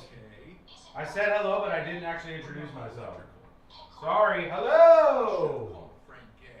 Come on, tiny little cameraman. I'm calling Frank Gay. Sausage Fondue says, I wanted to comment on your Florida valor claims. Being a native Floridian, I wanted to give you credit for being in Florida since you were 6 years old. You have a 0% Floridian score and will still be considered a tourist? I mean, other than 12 years of my life. 6 years growing up, being born and growing up in the state of Vermont. 6 years I spent living in the Midwest in Chicago, Illinois. Outside of that, I've spent all of my years, 30 years, in the state of Florida. I feel like I'm a Floridian. But it's okay if you guys want to gatekeep.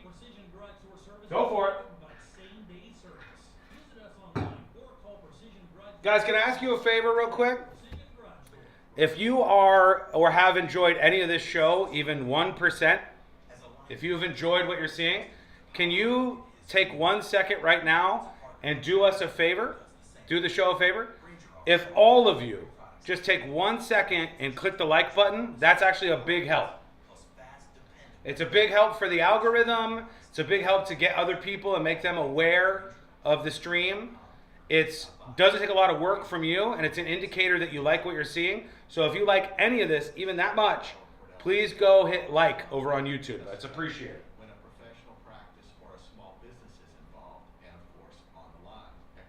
Back in less than 3 minutes. Where is the like button? The like button is, what's that? What is that? There's like a weird present on the screen. Did somebody send something? I don't know what that was. Can you see the graphics when I'm on here like this? Did you guys see the present too? I'm distracted now. Gifted subs? Thank you for the gifted subs. Thank you for the gifted subs. I already liked the show. I can't do it anymore. If you've already liked it, thank you. If you haven't, like the show on YouTube, Facebook, or wherever. On Twitch, just hang out.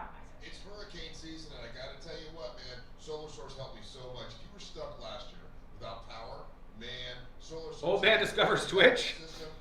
I have been on Twitch and exploring the Twitch platform for 5 years.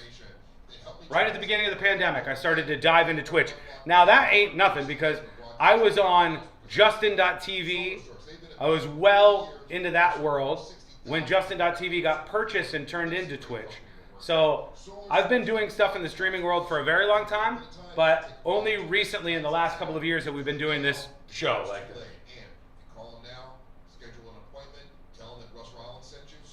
1 minute. The Pink Cowgirl, thank you. Thank you, Darth. Thank you, Candace. Thank you, MPWS. Bootsy says 530 people plus watching and 123 likes. Shaking my damn head. I mean, that's what I'm asking. Just takes a second of your time. We're coming back with jury duty right now. Let's talk about Epstein. The E word. No contracts, no hassle. Stay safe. Order now. Epstein. Ooh. Reach family and friends in any emergency. 100% private, no contracts, no hassle. Stay safe. Order now at rapidradios.com. Look ahead with the team at TK Law to plan your family's future. Visit onefirmforlife.com. Mills Air in business since 1992. That's over 30 years here in Central Florida. They're not going anywhere. Carrier factory authorized dealer. You can always turn to the experts at Carrier. Equipment changeouts and upgrades right now with up to $1,275 in rebates. Visit millsair.com. Real Radio is on Instagram at Real Radio 1041. Sponsored by the law offices of Anajar and Levine Accident Attorneys. Have you been in an accident? Call the law offices of Anajar and Levine at 1-800-747-FREE. That's 1-800-747-3733.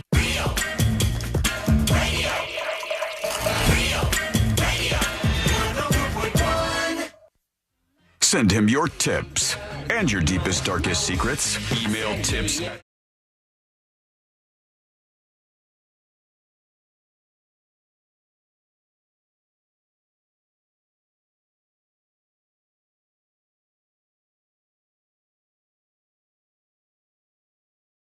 Court stories, anything in the courtroom that demands your attention. Well, we'll talk about the Epstein thing. The Epstein drop will be in jury duty and a whole bunch more. Let's see. What are we going to go over here? In jury duty, we'll go over the Epstein drop from the Department of Justice and the FBI. Drop. We'll talk about what's happening with the Alligator Alcatraz and maybe 2.0. Alligator Alcatraz 2.0, and an update on the Diddy story because we had the verdict on that last week. So all of that in just a moment here. But first, I wanted to talk about something because I felt so bad when I read this story. There was a woman, or man rather, excuse me, a man, 77 years old, who is dead. 77-year-old man who is dead because he tried to save a turtle on the interstate. Did you guys see this story about this guy? Oh, my God. And we've all probably done this at some point. They said the guy's on I-95 South, north of Sebastian Boulevard. 77-year-old guy. He stopped just like you did. Pulled over. Or Gets he out. stopped in the middle of the 95. They said he attempted to slow down and then stopped over in the southbound lanes, and he went to rescue a turtle, and then a car just plowed into him. Plowed into the guy. The driver hit the man before crashing into a fence. It says, trooper said the driver tried to slow down to avoid hitting the man. However, they lost control after getting hit by another vehicle from behind. And the driver hit the man before crashing into a fence, as I said. God. And the Crazy. turtle finished crossing the street. I think the turtle might have made it, which is a shock outcome, but here we are. And they tell you on these roads, on these very busy streets, not to do it. I've ignored that before. I've done it in the past 5 or 6 years at not like an interstate, but on a regular road where I saw a turtle crossing the road. It's a pretty busy road. I stopped, got out and grabbed the stinky old waterlogged turtle and brought him across the street and put him into this big lake. And he kind of snapped at me while I was trying to do it. But when you were out sick, one of the stories we had was a turtle incident that happened at a small airport. And some guy was, I think, landing and then tried to pull back up because there was a turtle on the runway. Oh, man. And then everyone died, Sean. Lost control. Lost control, and the people died in the plane. Fiery crash. Because of the turtle. Mm-hmm. You guys messing with me? Did they die? No, they died. They really died? Jesus. So is the message here a brutal one? Like nature's going to nature, just let the animals get hit? Or I mean, is that nature when they're crossing over what was supposed to be their natural habitat? There's a deep conversation right there. Like, You guys wanna are rip we a not bong? also animals? You want to rip a bong real quick as we talk about it? This is a real like chicken or the egg kind of situation. They wouldn't have to walk across the interstate if we didn't build the interstate and places where they used to occupy before us humans took over the land. So I don't know. But then again, like maybe we just need more Animal Crossing signs so the animals know where to cross. That might be it. The turtle just didn't know. You know, it's like is one of those things. I mean, the airport ground should have some measures, anti-turtle measures. You just kind of toss some straws out there. Mm-hmm. Yeah. You get a couple of them here and there. All right, here we go. Let's do it. Let's do jury duty. Court is now in session, so put your phone down and pay attention before we call the bailiff over to whip your ass. You're now on jury duty with the News Junkie. Jury duty brought to you by the one, the only Mo DeWitt of the DeWitt Law Firm. Injured on the go? Just call Mo. Love us some Mo. He's a fantastic guy, a great attorney, ready to fight for you. And all you have to do is reach out to him after an accident. You, your family, your friends, if somebody's in the unfortunate situation of getting into an accident, 800-CALL-MO, 800-CALL-MO, or go to justcallmo.com. Epstein dropped in the middle of the night on a Sunday night. Don't know why, don't know how, but here we go. And I guess they released some footage. This is some of the security footage that shows none of the guards went over to Epstein's cell. Like, I guess this is proving that they didn't kill him, that he just hanged himself. What about the guys that were napping? The guys that were napping are not shown, like, approaching the cell. So, like, they mean that nobody interfered with this and nobody, like, set this up, which was quite obviously the case all along. But everybody wanted to have some dunk in the documents, like, what we're going to find out when we get to, like, clearly what's happening is the elites in Washington have an underground kid ring at the Pizza Comet or, you know, whatever. I don't know.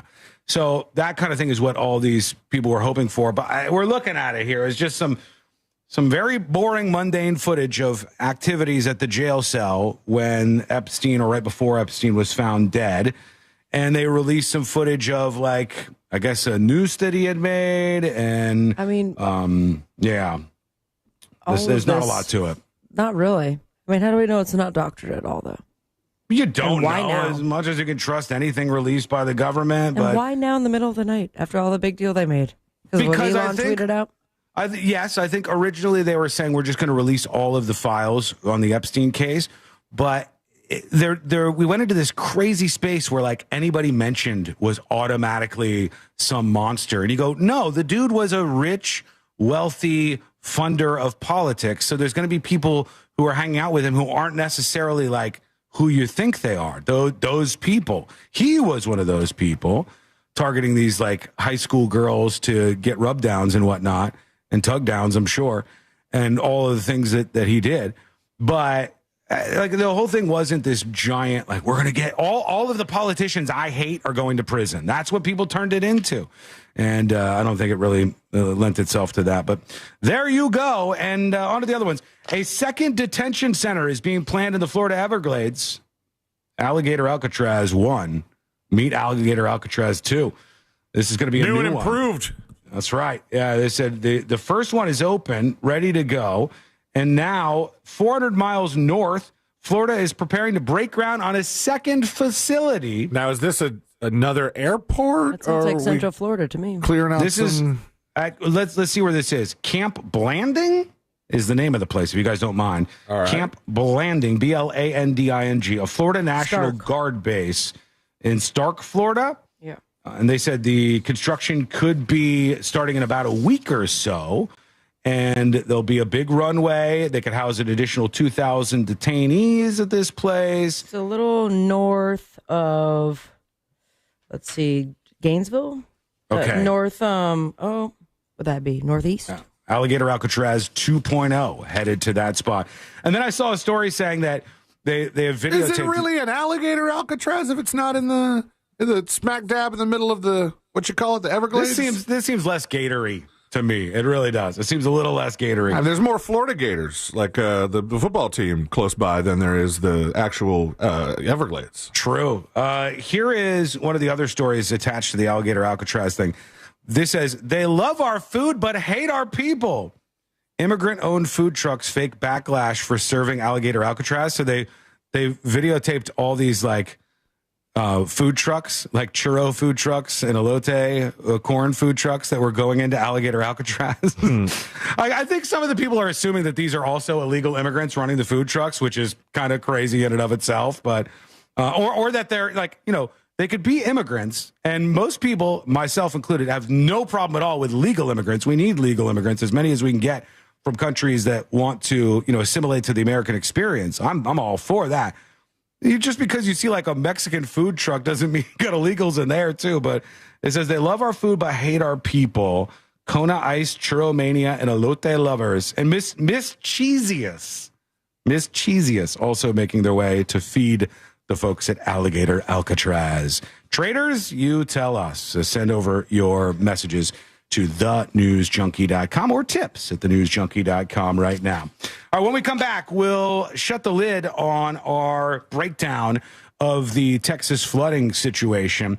I got some more controversial stuff, some answers on were the meteorologists understaffed or underfunded, were like cuts to the National Weather Service responsible for what happened here with all these deaths in Texas.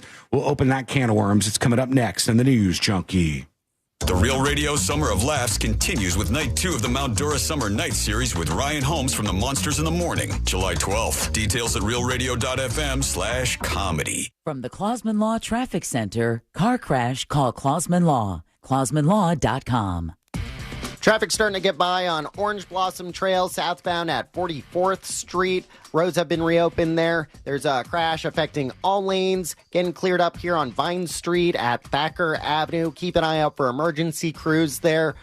It's going to be your typical slowdowns on I-4 this afternoon, and the roadways are wet out there on Florida's Turnpike, slowing down traffic as well. Travel with caution. See traffic troubles, call the Valvoline Instant Oil Change traffic tip line at 866-676-8477. From the Traffic Center, I'm James Birmingham. This report is sponsored by Rapid Radios. Stay connected when it matters most. Be prepared with Rapid Radio's walkie-talkies. With instant push-to-talk and LTE nationwide coverage, you can reach family and friends in any emergency. 100% private, no contracts, no hassle. Stay safe. Order now at rapidradios.com. New Year's resolution is to sell your home? Get a guaranteed cash offer today at thenicklygroup.com.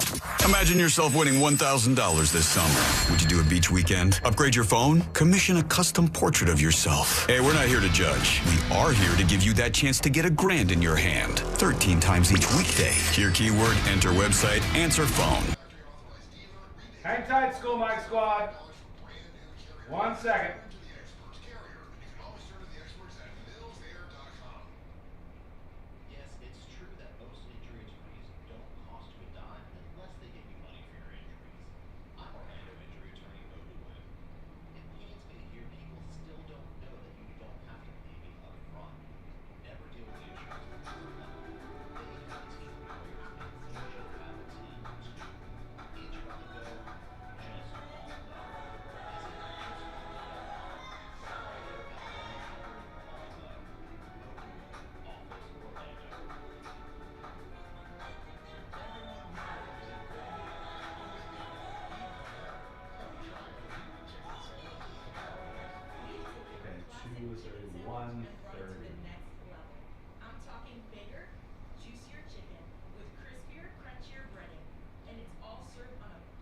Setting up the final song for Today I Learned. Today. We got one more hour of the show, everybody.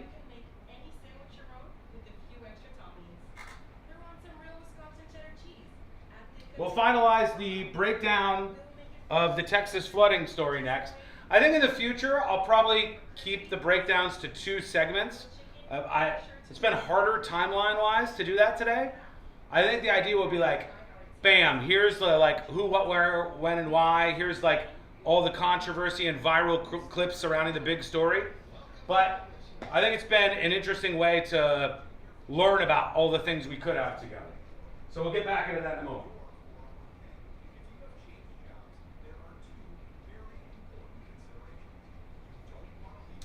John says, Sean, why no mention of there being no Epstein list after they kept saying they had the list on their desk? I don't know what you mean by no mention of it. I've had the same take on this all along, which is there is no there. It's a cudgel, a weapon that's used by people who want to imprison the people they disagree with. So that's how this has always been. Now there was like a list in as much as he had like Rolodexes and like numbers and names of friends. And I think that's what most people are like colloquially referring to when they say the Epstein list. People like Trump were on that list. People like the Clintons were on that list. This is a list of rich and famous people and political people.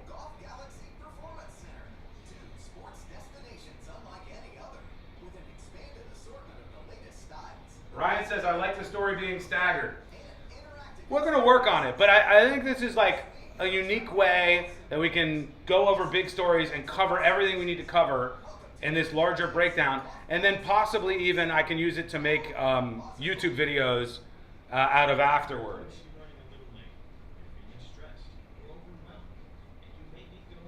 Wait, you mean our current administration lies to the public to manipulate them? Say it ain't so. You can repeat this today. You can repeat it in 5 years. You can repeat it in 8 years. You can repeat it in 12 years. The big breakthrough that I hope that all of you pick up on at some point is all of these people in Washington, D.C. are actors playing roles. That's what they are. They're actors playing roles. There's so many stage kids, bipartisan stage kids, who are playing roles, feigning outrage, who are just... Nobody's really doing it anymore for the love of country as much as it is the antithesis of what our founders wanted. It's for the love of self, for the promotion of self. I'm talking about Marjorie Taylor Greene. I'm talking about Maxwell Frost, the young guy down in South Florida. They only mean about half of what they say. They're incredibly disingenuous. They're putting on productions. They're trying to feed you stuff that they know will further outrage you. so that they can weaponize you to further gain power and fame for themselves. And I, for one, want Washington, D.C. to be about this big. I want it to be as small as possible. I want the people who are there to be there for limited terms. I want them to all be under the age of, like, hopefully 60 or 70 years old. And I want all of them to be there solely because they're trying to do a duty to their country, not because they want to get to 1 million fucking followers on Instagram. I'm over it. I don't want that anymore. I think that all of these people are horrific for interpersonal relationships in our country. Okay? Those are facts. Okay? That's how I feel about this. I think you can give examples of both sides doing this, but it really just is almost all of Washington is a stage with people playing parts on it, and nobody actually gives a shit. I care. I love this country. I want this country to do well. I highly recommend Renewal by Anderson for all your door and window needs. And right now is a great time to get started. Here we go. Coming back. Let's wrap up this breakdown. 0% interest for 18 months. Call Renewal by Anderson today for your free design consultation. It's simple. Dial pound 250 from your cell phone. That's pound 250. Say the keyword best windows and be connected in seconds. You'll have the option to receive a one-time auto dial text message from iHeartMedia, official partner of the Tampa Bay Buccaneers. 250 from your cell phone. That's pound 250. Say the keyword best windows and be connected in seconds. You'll have the option to receive a one-time auto dial text message from iHeartMedia, official partner of the Tampa Bay Buccaneers. License number CGC 1527613. Do you have AC needs? Turn to the experts at Carrier. Go to millsair.com. Coming to you live from the JustCallMo.com studios. Injured on the go? Just call Mo. Need help after an accident? Visit JustCallMo.com or dial 1-800-CALL-MO. This is WTKS-FM HD1, Cocoa Beach, Orlando. An iHeart radio station. Make us the #1 preset on your car radio and on the free new and improved iHeart radio app. Listen for all your music, radio, and podcasts. Free never sounded so good. Real Radio has your chance to win $1,000. Just enter this nationwide keyword on our website, BILLS. BILLS. BILLS. Enter it now on our website, realradio.fm. Good luck. Radio, 104.1. Story time with the 3 best friends you never knew you had.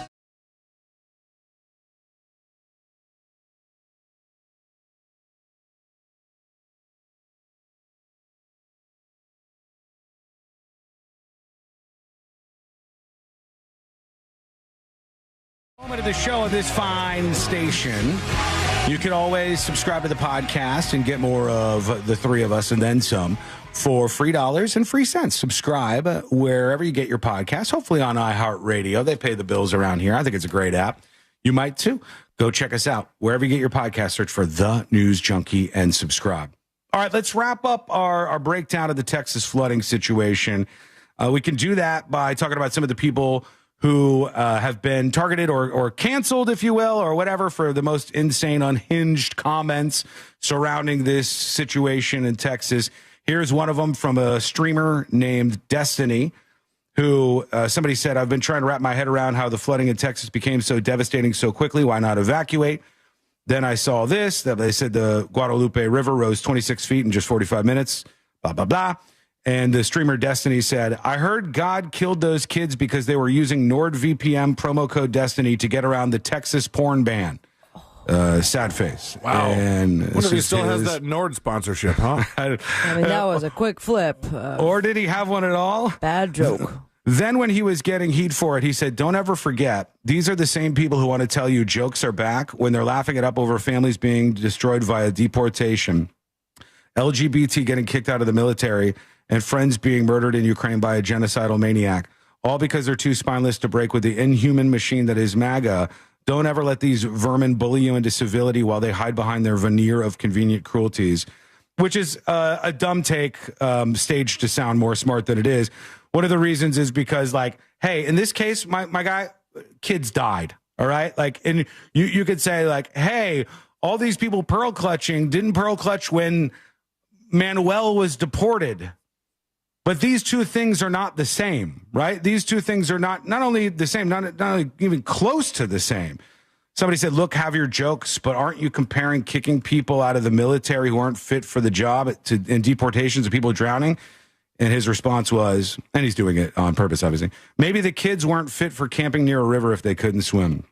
That's one of the responses from the streamer Destiny, which some of you from the streaming world might be familiar with.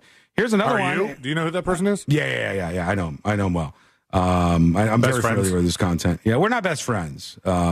He is a fantastic debater, very good at formulating arguments and these kind of things, but always in hunt of the max tweet. And the max tweet and the max TikTok video are not done ever. I wish they were, man, with any nuance or like, actually, here's who's the most right, or actually, here's what the most morally based take is. It's so often just like, let me say something horrific, because these fringe people in the political world love it. They secretly, not even secretly, they openly love it. They love it. They love when somebody's just horrific to the other people. And here's another one of these folks. This woman is in government, was like some sort of, I don't know if she was an elected official, but she's now lost her job or is not going to be re-signed to her political position. Here's her take. Here's a TikTok video she posted. They're starting with the house I floating know I'm along. probably going to get canceled for this, Yeah. but Camp Mystic is a whites-only girls' Christian camp. They don't even have a token Asian. They don't have a token black person. It is a all-white, white-only, conservative Christian camp. If you ain't white, you ain't right, you ain't getting in, you ain't going, period. First of all, I don't think I should have to say this, but this is not true. This is not an all-white camp. It's not. It's a Christian camp where like 700 and something girls were located. There's various other camps along this Guadalupe River that also were affected by this, though not as bad as this Camp Mystic. I think that context needs to be said in this matter. It's not to say that we don't want the girls to be found, whatever girls that are missing or whatever right now, but you best believe, especially in today's political climate, if this were a group of Hispanic girls, especially with them being in East Texas, it should be most likely Hispanic. If this were a group of Hispanic girls out there. Yeah, I got that. I thought I listened to the first 1 minute where she didn't curse. Okay. She said if they weren't these white kids and they were Hispanic kids, no one would give an F about this situation, which is what the internet and politics does to people's brains. If there were camps of people of any race, religion, background along a river and people were drowning and people had died, of course, the American reaction, the proper reaction is to be upset by this. And is to hope that they find more of these people alive than dead, because dead kids are bad, and dead kids are not your political cudgel to be weaponized against the team that you think is bad. It's ridiculous. It's desperate and it's sad, but for some reason it still kind of works. This one was on TikTok and it got to millions of posts, 4.5 million views on that.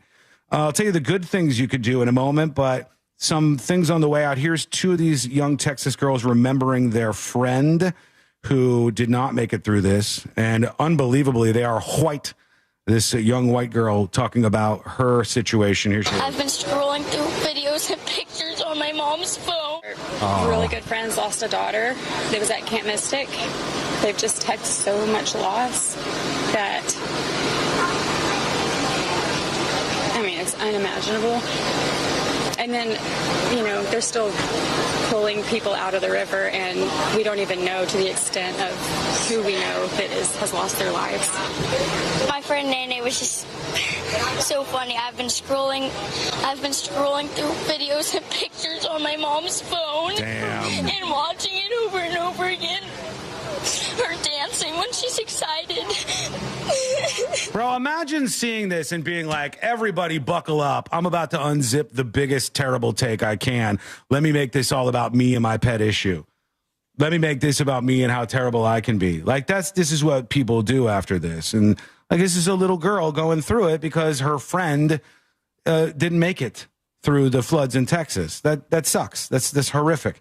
One more, I have these young boys that are talking about their escape story. Like, I guess they made it out from Camp La Junta. Let's see what we can find out about that, because their shirts say Camp La Junta. Right. So what's your name, bud? Hi, my name is Ruffin Boyette. I'm one of the campers from Camp Lahana, one of the camps that flooded. Buddy is at the gas station with his like little Buc-ee's pillow, and he made it out of the all the flooding and stuff. And somebody is like, "Hey, what happened? What are you doing here?" And I had a firsthand view of the flood, and so the cabins were flooding, and the walls were like they broke down. And all of the campers in those cabins had to go up on the rafters, and they had to wait there until they could swim out. And my brother here, he had to swim out of his cabin. Really? Here, do you want to mic? Here, can I mic you? Look at this little guy. This little dude is like, I don't know, 6 years old or something. He's a little camp kid. Yes, he's white, unbelievably, but he also swam out of his cabin in the middle of all of this flooding. Here you go. One moment. Put a mic on the little guy. Oh, hear his story. Let's see what he said. And so you had to swim out of your cabin? Yes. Can you tell me about that? So the flood started getting bigger, and it was going up to, we have bunk beds in our cabins, and it was going up to the top bunk, and we had one choice, and we had to swim out of our cabins. Damn. What time was it? These two kids are pretty well spoken. Considering the circumstances. The circumstances and their ages. I think I'd be freaking out. You know what I mean? Like when you're a little kid like this, the other thing is you don't look at it through the lens of what these moron adults do. You don't look at it through the lens of politics or race or any of these things. You look at it through the lens of like, I'm a little kid and some of my friends are not here anymore. Yeah. And that's the way that normal people whose brains aren't mush process this sort of stuff. He's just a kid, right? Yeah, we had to wake up at like 4 a.m. Yeah. What'd you wake up to? Say people telling you to wake up? I didn't fall asleep. Screaming. I didn't fall asleep. Like, I couldn't sleep because of the lightning. Yeah, people were screaming that there was a flood. There was a lot of water on the floor. Yeah, I was the first one awake, and basically one of the other kids in my cabin, he woke up the counselor, and the counselor was like, what? And then all the other campers woke up to that what? And they're like, oh my God, we're flooding. Yeah, and some cabins like flooded away. Oh my God! What a brutal thing, man. Where are those kids' parents, by the way? A lot of the gas parents station by themselves. Well, a lot of them were. They had to tell all these kids, like you were discussing earlier. You had like a plan for talking to the parents in an emergency, and here they had to account for at some of these camps. I don't know how big this Camp La Junta is, but at what was the bigger camp? Mystic. Camp Mystic. I think they said they had over 700 campers. So you have to account for all those kids, and then you have to call their parents, and then their parents, who knows where they are? The parents could be on European vacations for all we know, because their kids are safe and sound, or so they think, at this facility out in Texas off of the Guadalupe River. And that's where it is. Another person, I guess a Texas pediatrician, got suspended and removed over a viral flood rant, hoping MAGA residents got what they voted for. Just bad behavior on display. Christina Probst, I think is her name, came under fire over a now deleted social media post about the tragic and deadly flooding in Texas. She said, may all visitors, children, non-MAGA voters be safe and dry. Kerr County MAGA voted to gut FEMA. They deny climate change. May they get what they voted for, bless their hearts. And this was like a pediatrician or something. As for like the whole underfunded thing, let me see. Let me break past this here. Meteorologists say the National Weather Service did its job in Texas from Wired. This story says at least 27 people, including 9 children, are dead in central Texas after flash floods struck suddenly in the morning of the 4th of July holiday. And that number is much higher than that, by the way. But in this centralized area, it's around there. After a storm in which a month's worth of rain fell in some regions in just a few hours. The total rain, as I said earlier, was like 4 months worth. And they said they rescued more than 850 people from the floods. Some local and state officials have said that insufficient forecasts from the National Weather Service caught the region off guard. That claim has been amplified by pundits across social media who say that cuts to the National Weather Service and NOAA, or the National Oceanic and Atmospheric Administration, its parent organizations, led to the failure in Texas. But meteorologists who spoke to Wired say that the NWS accurately predicted the risk of the flooding and could not have foreseen the extreme severity of the storm. What's more, they say that what the NWS did forecast underscores the need to sustain funding to the critical agency. Meteorologists at first had an idea that the storm may be coming after Tropical Storm Barry made landfall in Mexico. When you have a tropical system, it's pumping moisture northward, and that's what it did. They predicted a potential for downpours. They predicted up to at least 7 inches of rain. They notified people over time. They texted everybody within the zone. They didn't know exactly how bad it was going to be, but they told people there was a problem. They said they did send out adequate warnings as it got updated information, and that also they were fully staffed. They said the weather service was on the ball. They were getting the message out. I think one of the places closest by this in Kerr County usually has about 2 people on staff, and they had over 5 or so at all times that were working on this. The cuts made to NOAA, I don't even think take place until the next fiscal year. All right. So next year is when those actual cuts take place financially. The weather satellites that people were saying weren't in use are actually still in use. They're still using those to work on forecasts. The truth is, chaos theory is right. You cannot predict things like this with even 65% certainty. A storm is going to storm. The planet is going to planet, whether we're here or not. These things are going to happen. That's just how it all plays out, unfortunately. I wish more of these camps would have taken heed and evacuated, but I do want to direct you to this as we wrap up the breakdown on the flooding in Texas. iHeartRadio is directing people to this Kerr County Flood Relief Fund. Kerr County is where a lot of what we talked about today happened. And it's a very small place. C-Lane, what's the population of Kerr County? K-E-R-R. I had it up earlier. Let me know when you can find that. They have a community foundation. It's a 501c3. I will link this on See It Now, but if you just Google or search for Kerr County, K-E-R-R County Flood Relief Fund. About 52,600 in 2020. It's a pretty small county. Yeah. You know, these people are in Texas and have been impacted, a lot of them, by this. So it says grants from the fund will support nonprofit or profit organizations, first responder agencies, and local governments actively involved in the response, relief, and recovery efforts, yada, yada, yada. So there you go. You could do that, and we would suggest that you do that. iHeartRadio is pointing people over to this Kerr County Flood Relief Fund. And if you're impacted by this in any way and you feel something and you want to help out, this is the best way to do it. So check that out. All right, there you go. There's your breakdown on what happened in Texas over the weekend with the flooding. A lot of people trying to make it a political war zone, and, you know, it's about this or this or this. Really, it's about the unpredictability of weather. It's about us trying to battle that eternally. And it's about just trying to protect yourself and make the smartest decisions for you, kids, anybody else that's around you whenever you possibly can. So if you find it in your heart to do something about it, there you go. Kerr County Flood Relief Fund. We'll be back in just a moment. Got to talk about a couple of things. The 4th of July weekend, for one. We will blab about that just a bit here. We'll also get into the America Party, Labubu, Satan. Lots of things happening as we take some twists and turns into the final stretch of the show here. And that is coming up next on the News Junkie. Real Radio is on Threads at Real Radio 1041. Sponsored by the law offices of Anajar and Levine Accident Attorneys. Have you been in an accident? Call the law offices of Anajar and Levine at 1-800-747-FREE. That's 1-800-747-3733. From the Odoo.com Traffic Center. Odoo.com, the only business software you will need. The left lane's blocked on I-4 westbound before Lake Mary Boulevard. There's a crash getting cleared up on Florida's Turnpike southbound before County Road 561. The right lane's blocked there. One lane's getting by. Expect some rainy conditions this afternoon affecting your travels. Reduced visibility and slippery roadways. See traffic troubles? Call the Valvoline Instant Oil Change traffic tip line at 866-676-8477. From the Traffic Center, I'm James Birmingham.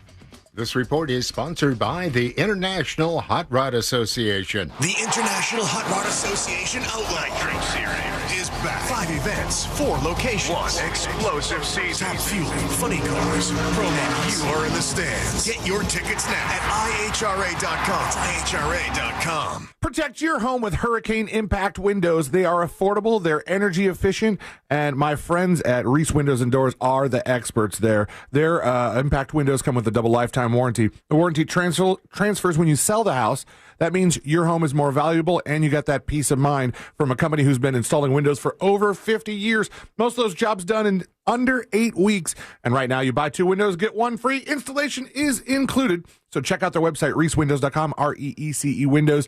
You can see their wide variety of front entry doors, sliding glass doors, high-end options, affordable selections, and more. And you can get a free quote and register to win $15,000 in free windows by picking up your phone and texting the word WOW to 20129. That's WOW to 20129 for Reese Windows.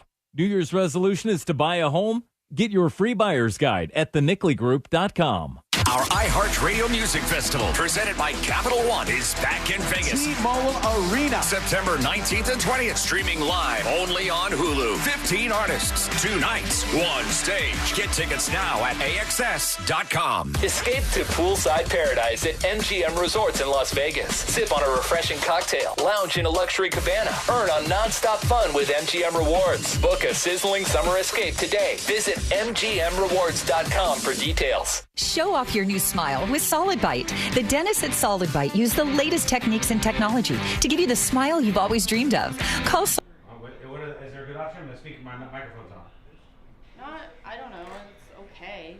You got anything in the neighborhood of a quesadilla? No. You don't got no quesadillas for lunch? They had some, but I didn't. What'd you get? What are you gonna eat for lunch? Late lunch.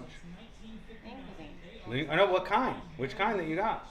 I got a bunch of different ones. Which one is the best one? No, the best one is the open face sandwich one that they don't have anymore. Well, if you're listening, Lean Cuisine, please make the open face sandwich. And I told them I liked it, and they appreciated it, and then they took it off the shelf. Maybe you were the only one. I wasn't the only one. All right. Even if I was the only one, I'd buy 5 a week. How's my head look? Is there a bruise? Yeah. There is? It looks like your head. That's embarrassing. Why are you looking at me like that? Are you gonna hit me? No, jeez. That's how I got this bruise. No, it's... You want to know how I got this bruise? No. Courtney gave it to me. No, Yes, she did. She hits me. Sean. What? Men No, actually do get abused. she doesn't hit me. She never hits me. Get out of here. Sean, tell Dortney about Hoagie Fest. I don't know. Well, you know what Hoagie Fest is? A Wawa? Yeah. Yeah. You can have a Wawa hoagie. No. I don't like the word hoagie. It's like what they say in Philly. I know, but it sounds fat. Like, ew, the hoagie. Like, I feel like you could call a fat person a hoagie. That's mean. I'm not going to do it. I'm just saying that you could. Hoagies and Grainger. Okay. See you later, Alligator. I say sub. Huh? I say sub. Sub? Yeah, me too. Submarine, I say. No, you don't. Yeah. Didn't your mom say that then? My mom said grinder. Grinder. Grinder. Because she's from Vermont. Yeah. See ya.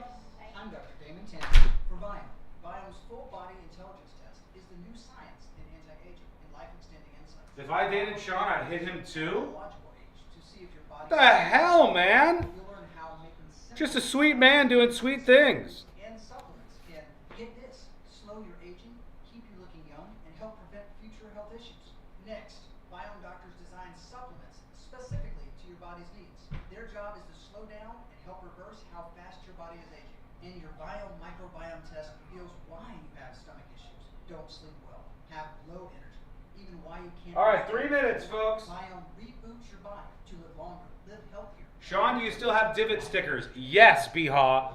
We have a stack about that big of divot stickers left. I would suggest, ballpark, there might be 20 left or less.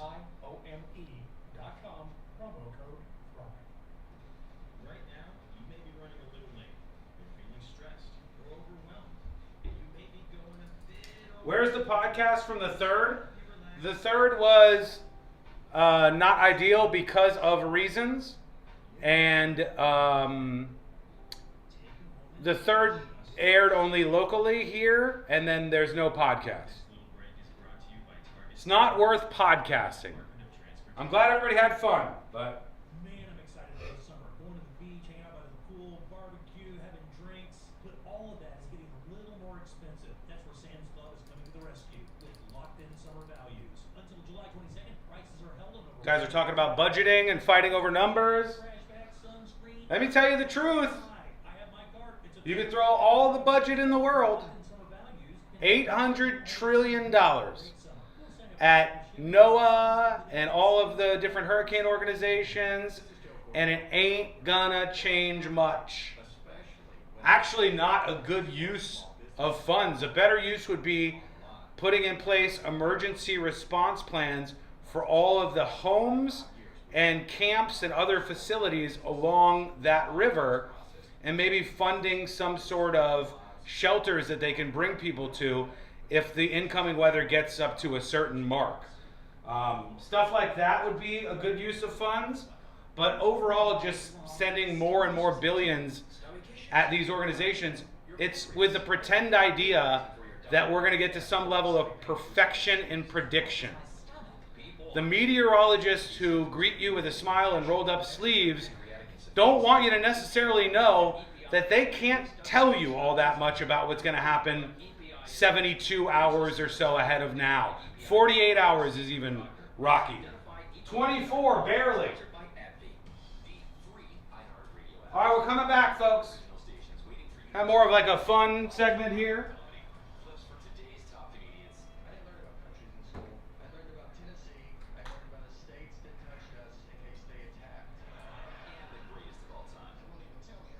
Top comedians. I didn't learn about countries in school. I learned about Tennessee. I learned about the states that touched us in case they attacked.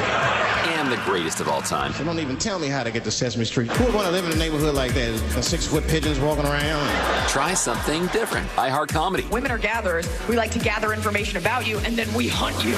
Open the app and make iHeart Comedy a preset now. Trajan Wealth, your trusted local fiduciary advisor. Visit TrajanWealth.com. Real Radio has your chance to win $1,000. Just enter this nationwide keyword on our website, BILLS. BILLS. BILLS. Enter it now on our website, realradio.fm. Good luck.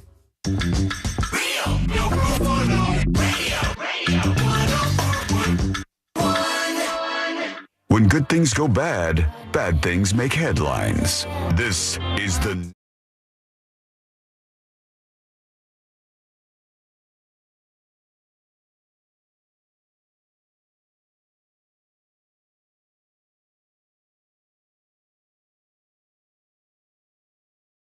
It's coming into tips at thenewsjunkie.com if you got some on your mind. All of it rolling in just a second here on the show. Tips, T-I-P-S, tips at thenewsjunkie.com. If you want to be anonymous, put that up on top. Tammy on YouTube says, so Wasson is saying because nobody can predict a weather disaster, then we don't need money for a response? No, of course I'm not saying that. Don't be stupid.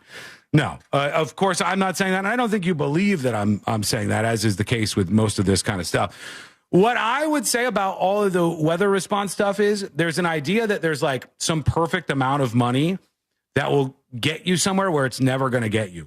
All of the funding in the world is never going to tell you exactly where every storm is going to go.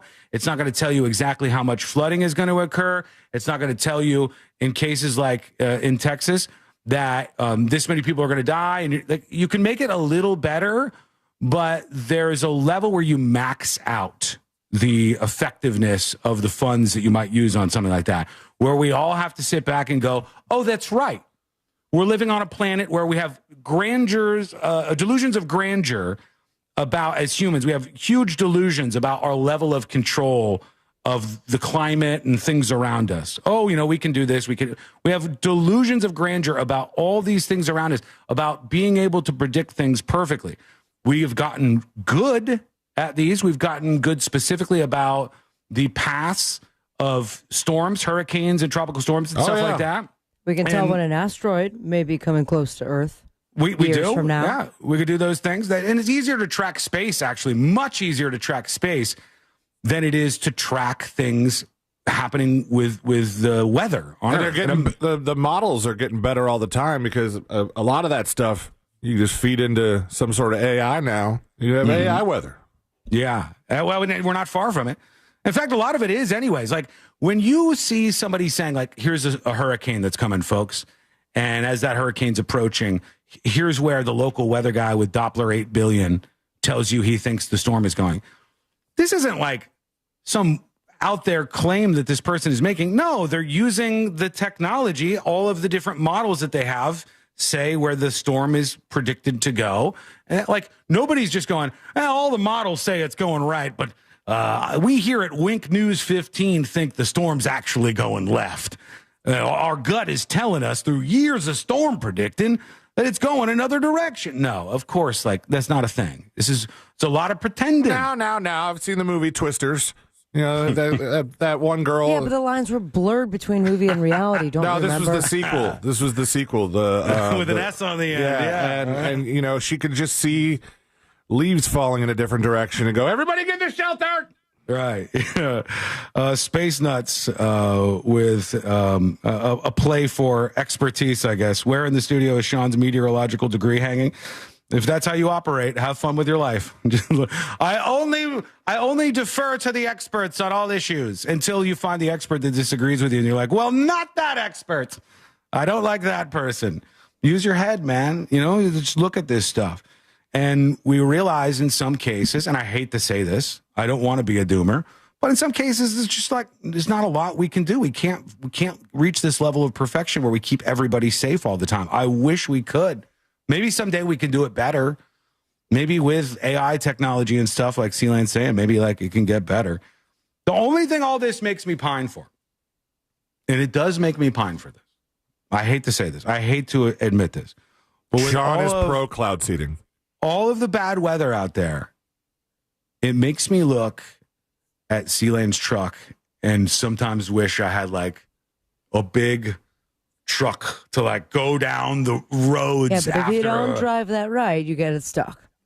You do probably. My neighbor got a brand new truck when that huge hurricane came through that flooded everywhere. He got it stuck? Yeah. That's embarrassing. Okay, thank you so much for listening to the show. Why do you always have to end something with being a dick? I'm not being a dick. How is this being a dick? I would be embarrassed if I got my new truck stuck right after getting something brand new. And I'll go ahead and say I will be embarrassed when I get my truck stuck somewhere. It sucks, man. That's rough. And I get it, but I think at some point in time we all pine for that, or at least like a new car to get through things. I think I'm just not going down any dangerous places. Sabrina's in the worst spot with a new car at the moment, I think. The spot that I need one so badly. Now, mind you, I absolutely love my car. I have a Mazda. I got it, I think, probably right after we started the show. So it's like 12 years old. When you got it, by the way, and I don't know if this dealership is still out there anymore, but when you got it, you had a car for a short period of time that was both newer and nicer than either C-Lane or I. You had the premier car on the show. That is correct. You better believe it. And this has been my baby for the longest time. And still, mind you, very reliable. So in that case, I still am looking for my next great Mazda. Because I know that it's reliable. It looks cool inside. The technology is great. And from what I understand, I can go through floods with it, no problem. That is an asterisk attached to that because I don't know for sure. It doesn't matter if you can go through floods if you got that sweet new CarPlay action. You got them backup cameras. Oh, you better believe it. Got all the nice interior. You don't need to be on the exterior if you got that sweet new Mazda interior. It's a very reliable car. I'm a huge fan of Mazda, and I'm looking forward to shopping around. She's sucking up now. She's in the Mazda I'm trying to do the thing that we were all had agreed upon doing. Mazda people. Mazda, if you're out there. What's the place that you went to? Just say it. I think it was Classic Mazda in Longwood. Classic Mazda in Longwood. What up, love you. You are now in front of the biggest audience in the state of Florida. I still chat with one of the techs over there. Nice guy, Brian, yeah. We got the people that we could send over to you, and all it's going to cost you is 3 free Mazdas. That is not the What? case. Okay. As a matter of fact, we're going It's to a delete that. negotiation. That's no negotiation. No, it's a We would negotiation. We're love- starting big. That is not where we're going with this. What's But wrong with this? I want to start big so that if we would love to share you with the audience and would love to have you here on our show. So why don't you email one of the three of us? Tips@thenewsjunkie.com, Sabrina at realradio.fm, or C. Lane at realradio.fm. if you're getting a new car out of this, I am not handling the email. I will forward it to your email Thank you address. so much. That's perfect. I will wash my hands of it. I'll say, these people C. Lane, treated her well. Best of luck with the ear check. All right. Yeah. Wait, first what? of all, Just say. first of all, yeah. Well, quick break. She never knows. Quick break. When we come back, we're going to do the final dispatches, the stories that didn't make the cut. And today I learned to wrap everything up for a Monday. I promise you all of that is happening. I don't think I've done any dispatches, but we'll do all of those before we wrap things up today. That's coming up next on the News Junkie. Real Radio is the Jim Colbert Show, where bad ideas go to get broadcast. The Jim Colbert Show, weekdays at 3 on Real Radio 104.1. This weather report is brought to you by Mills Air. Happy Monday, Central Florida. I'm Fox 35 Storm Team meteorologist Jessica Dobson with a check of your forecast. And for today, we're going to be expecting a drier day, only about a 30 to 40% chance of some afternoon showers and storms. And really, a lot of these will hug areas further to the east, closer to I-95 in Brevard County. Otherwise, plan for a high of 92 degrees, 93 tomorrow. Rain and storm chances, though, will be on the increase as we head towards the end of the week. From the Fox 35 Storm Team, I'm meteorologist Jessica Dobson. This report is sponsored by Dell Technologies. The Black Friday and July event from Dell Technologies is here with deals on tech like the Dell 14 Plus featuring Intel Core Ultra processors starting at $699.99. Visit Dell.com/deals. Great news, my friends. That mortgage guy, Don, offers HELOCs. That's right, home equity lines of credit. A way to unlock your equity while keeping your super low 2, 3, or 4% rate intact on the first mortgage. And unlike the corner banks, that mortgage guy, Don, has HELOC options as low as a 640 credit score. That means you can get cash out for home improvements, debt consolidation, back taxes, kayaks, anything you want.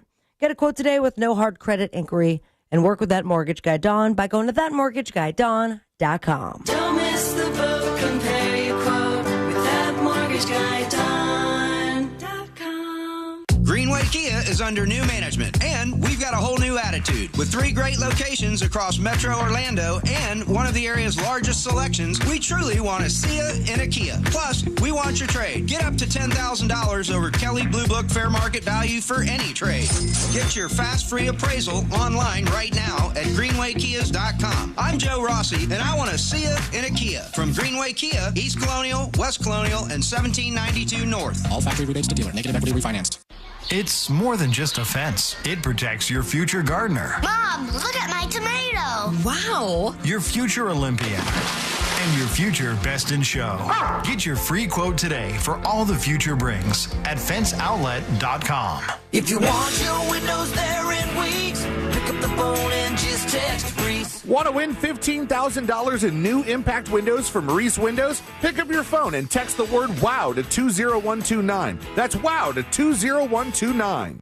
Men, trouble in the bedroom? Not anymore. Premier Men's Medical Center restores your sex life in just one visit. Their painless breakthrough treatments eliminate erectile dysfunction and PE. Here's a specialist in men's health. I'm Dr. Simovitz. Have Viagra or Cialis let you down? Premier Men's Medical Center offers the most effective treatments that eliminate ED and PE, with men lasting longer than ever. 98% of patients see instant results on their first visit. Premier Men's Medical Center's breakthrough treatments eliminate ED and PE, regardless of age or medical history. Your consultation and first treatment are free. You'll see instant results in the office. Plus, qualified patients get their testosterone checked free. Call 407-33... All right, folks. Thank you for hanging out with us today. Appreciate you. Rate the show. Rate the show. Out of 10, rate the show. Hang on. You'll learn how making simple, precise changes in certain foods and supplements On the way out, what do you think? Rate the show. Out of 10 today. looking young and help prevent future health issues. Next, Biome Doctors Design supplements. 4 minutes till we come back to wrap it up. Their job is to slow down Good show for a Monday is not a number out of 10. in your microbiome test. Rate the show out of 10. Have stomach issues. Don't sleep. 6.9. Low energy. Even why 10 you out of can't 10. sleep and more. Biome reboots your body to live longer, live healthier. Thank you, Jason. Biome is changing lives. 6 out of 9. Intelligence test. 9 strong, 9 out of 10, 10 out of 10. 4 because you're sassy. I'll take it. 8.2356 out of 10. Darth says, great show, brother, 10 out of 10. Thank you, Darth. We did okay. Lady of Laurels, 9.5. 7 out of 10. Negative 2 points for not covering the Epstein client list specifically that it was on Pam Bondi's desk in February. Man, that is such a specific criticism. I only have so much time.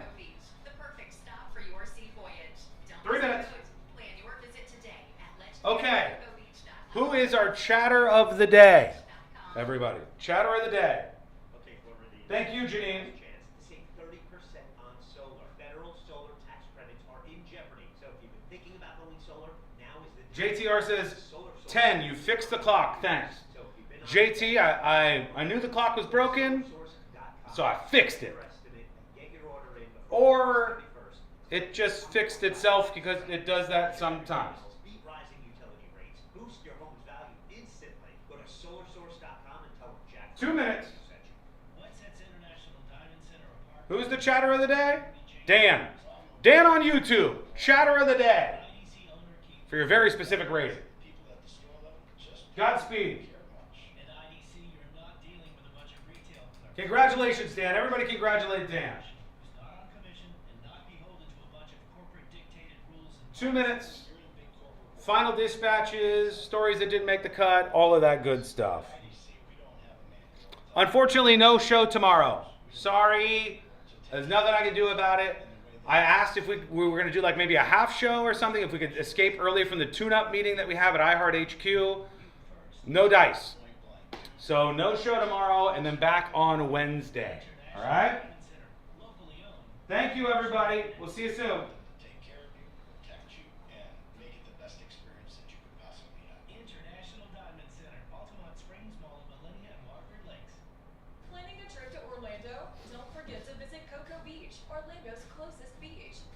International Diamond Center, Altamont Springs Mall at Millennia and Waterford Lakes.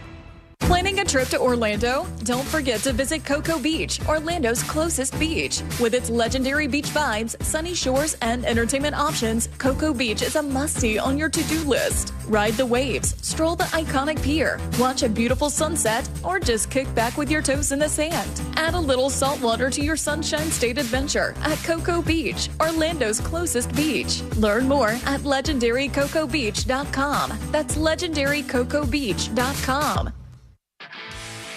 This is the story of the one. As a lineman, he does whatever it takes to keep the power on in his community. And he wants a partner like Grainger who does the same.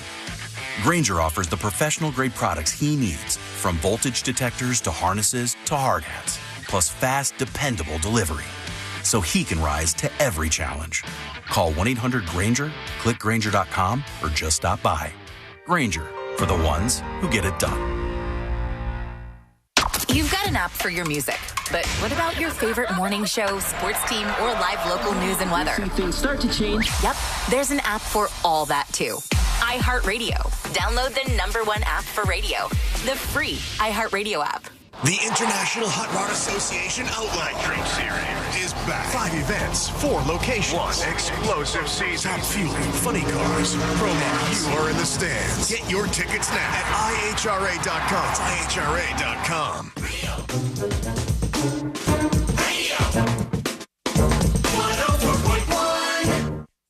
Story time with the 3 best friends you never knew you had. This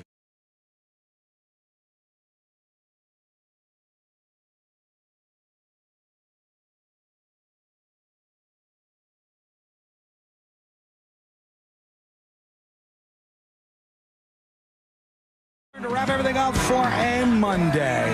Thanks for hanging out with us. Thanks for hanging out with us. I'm quitting before the end of the show. Thanks for hanging out with us, friends. We appreciate you.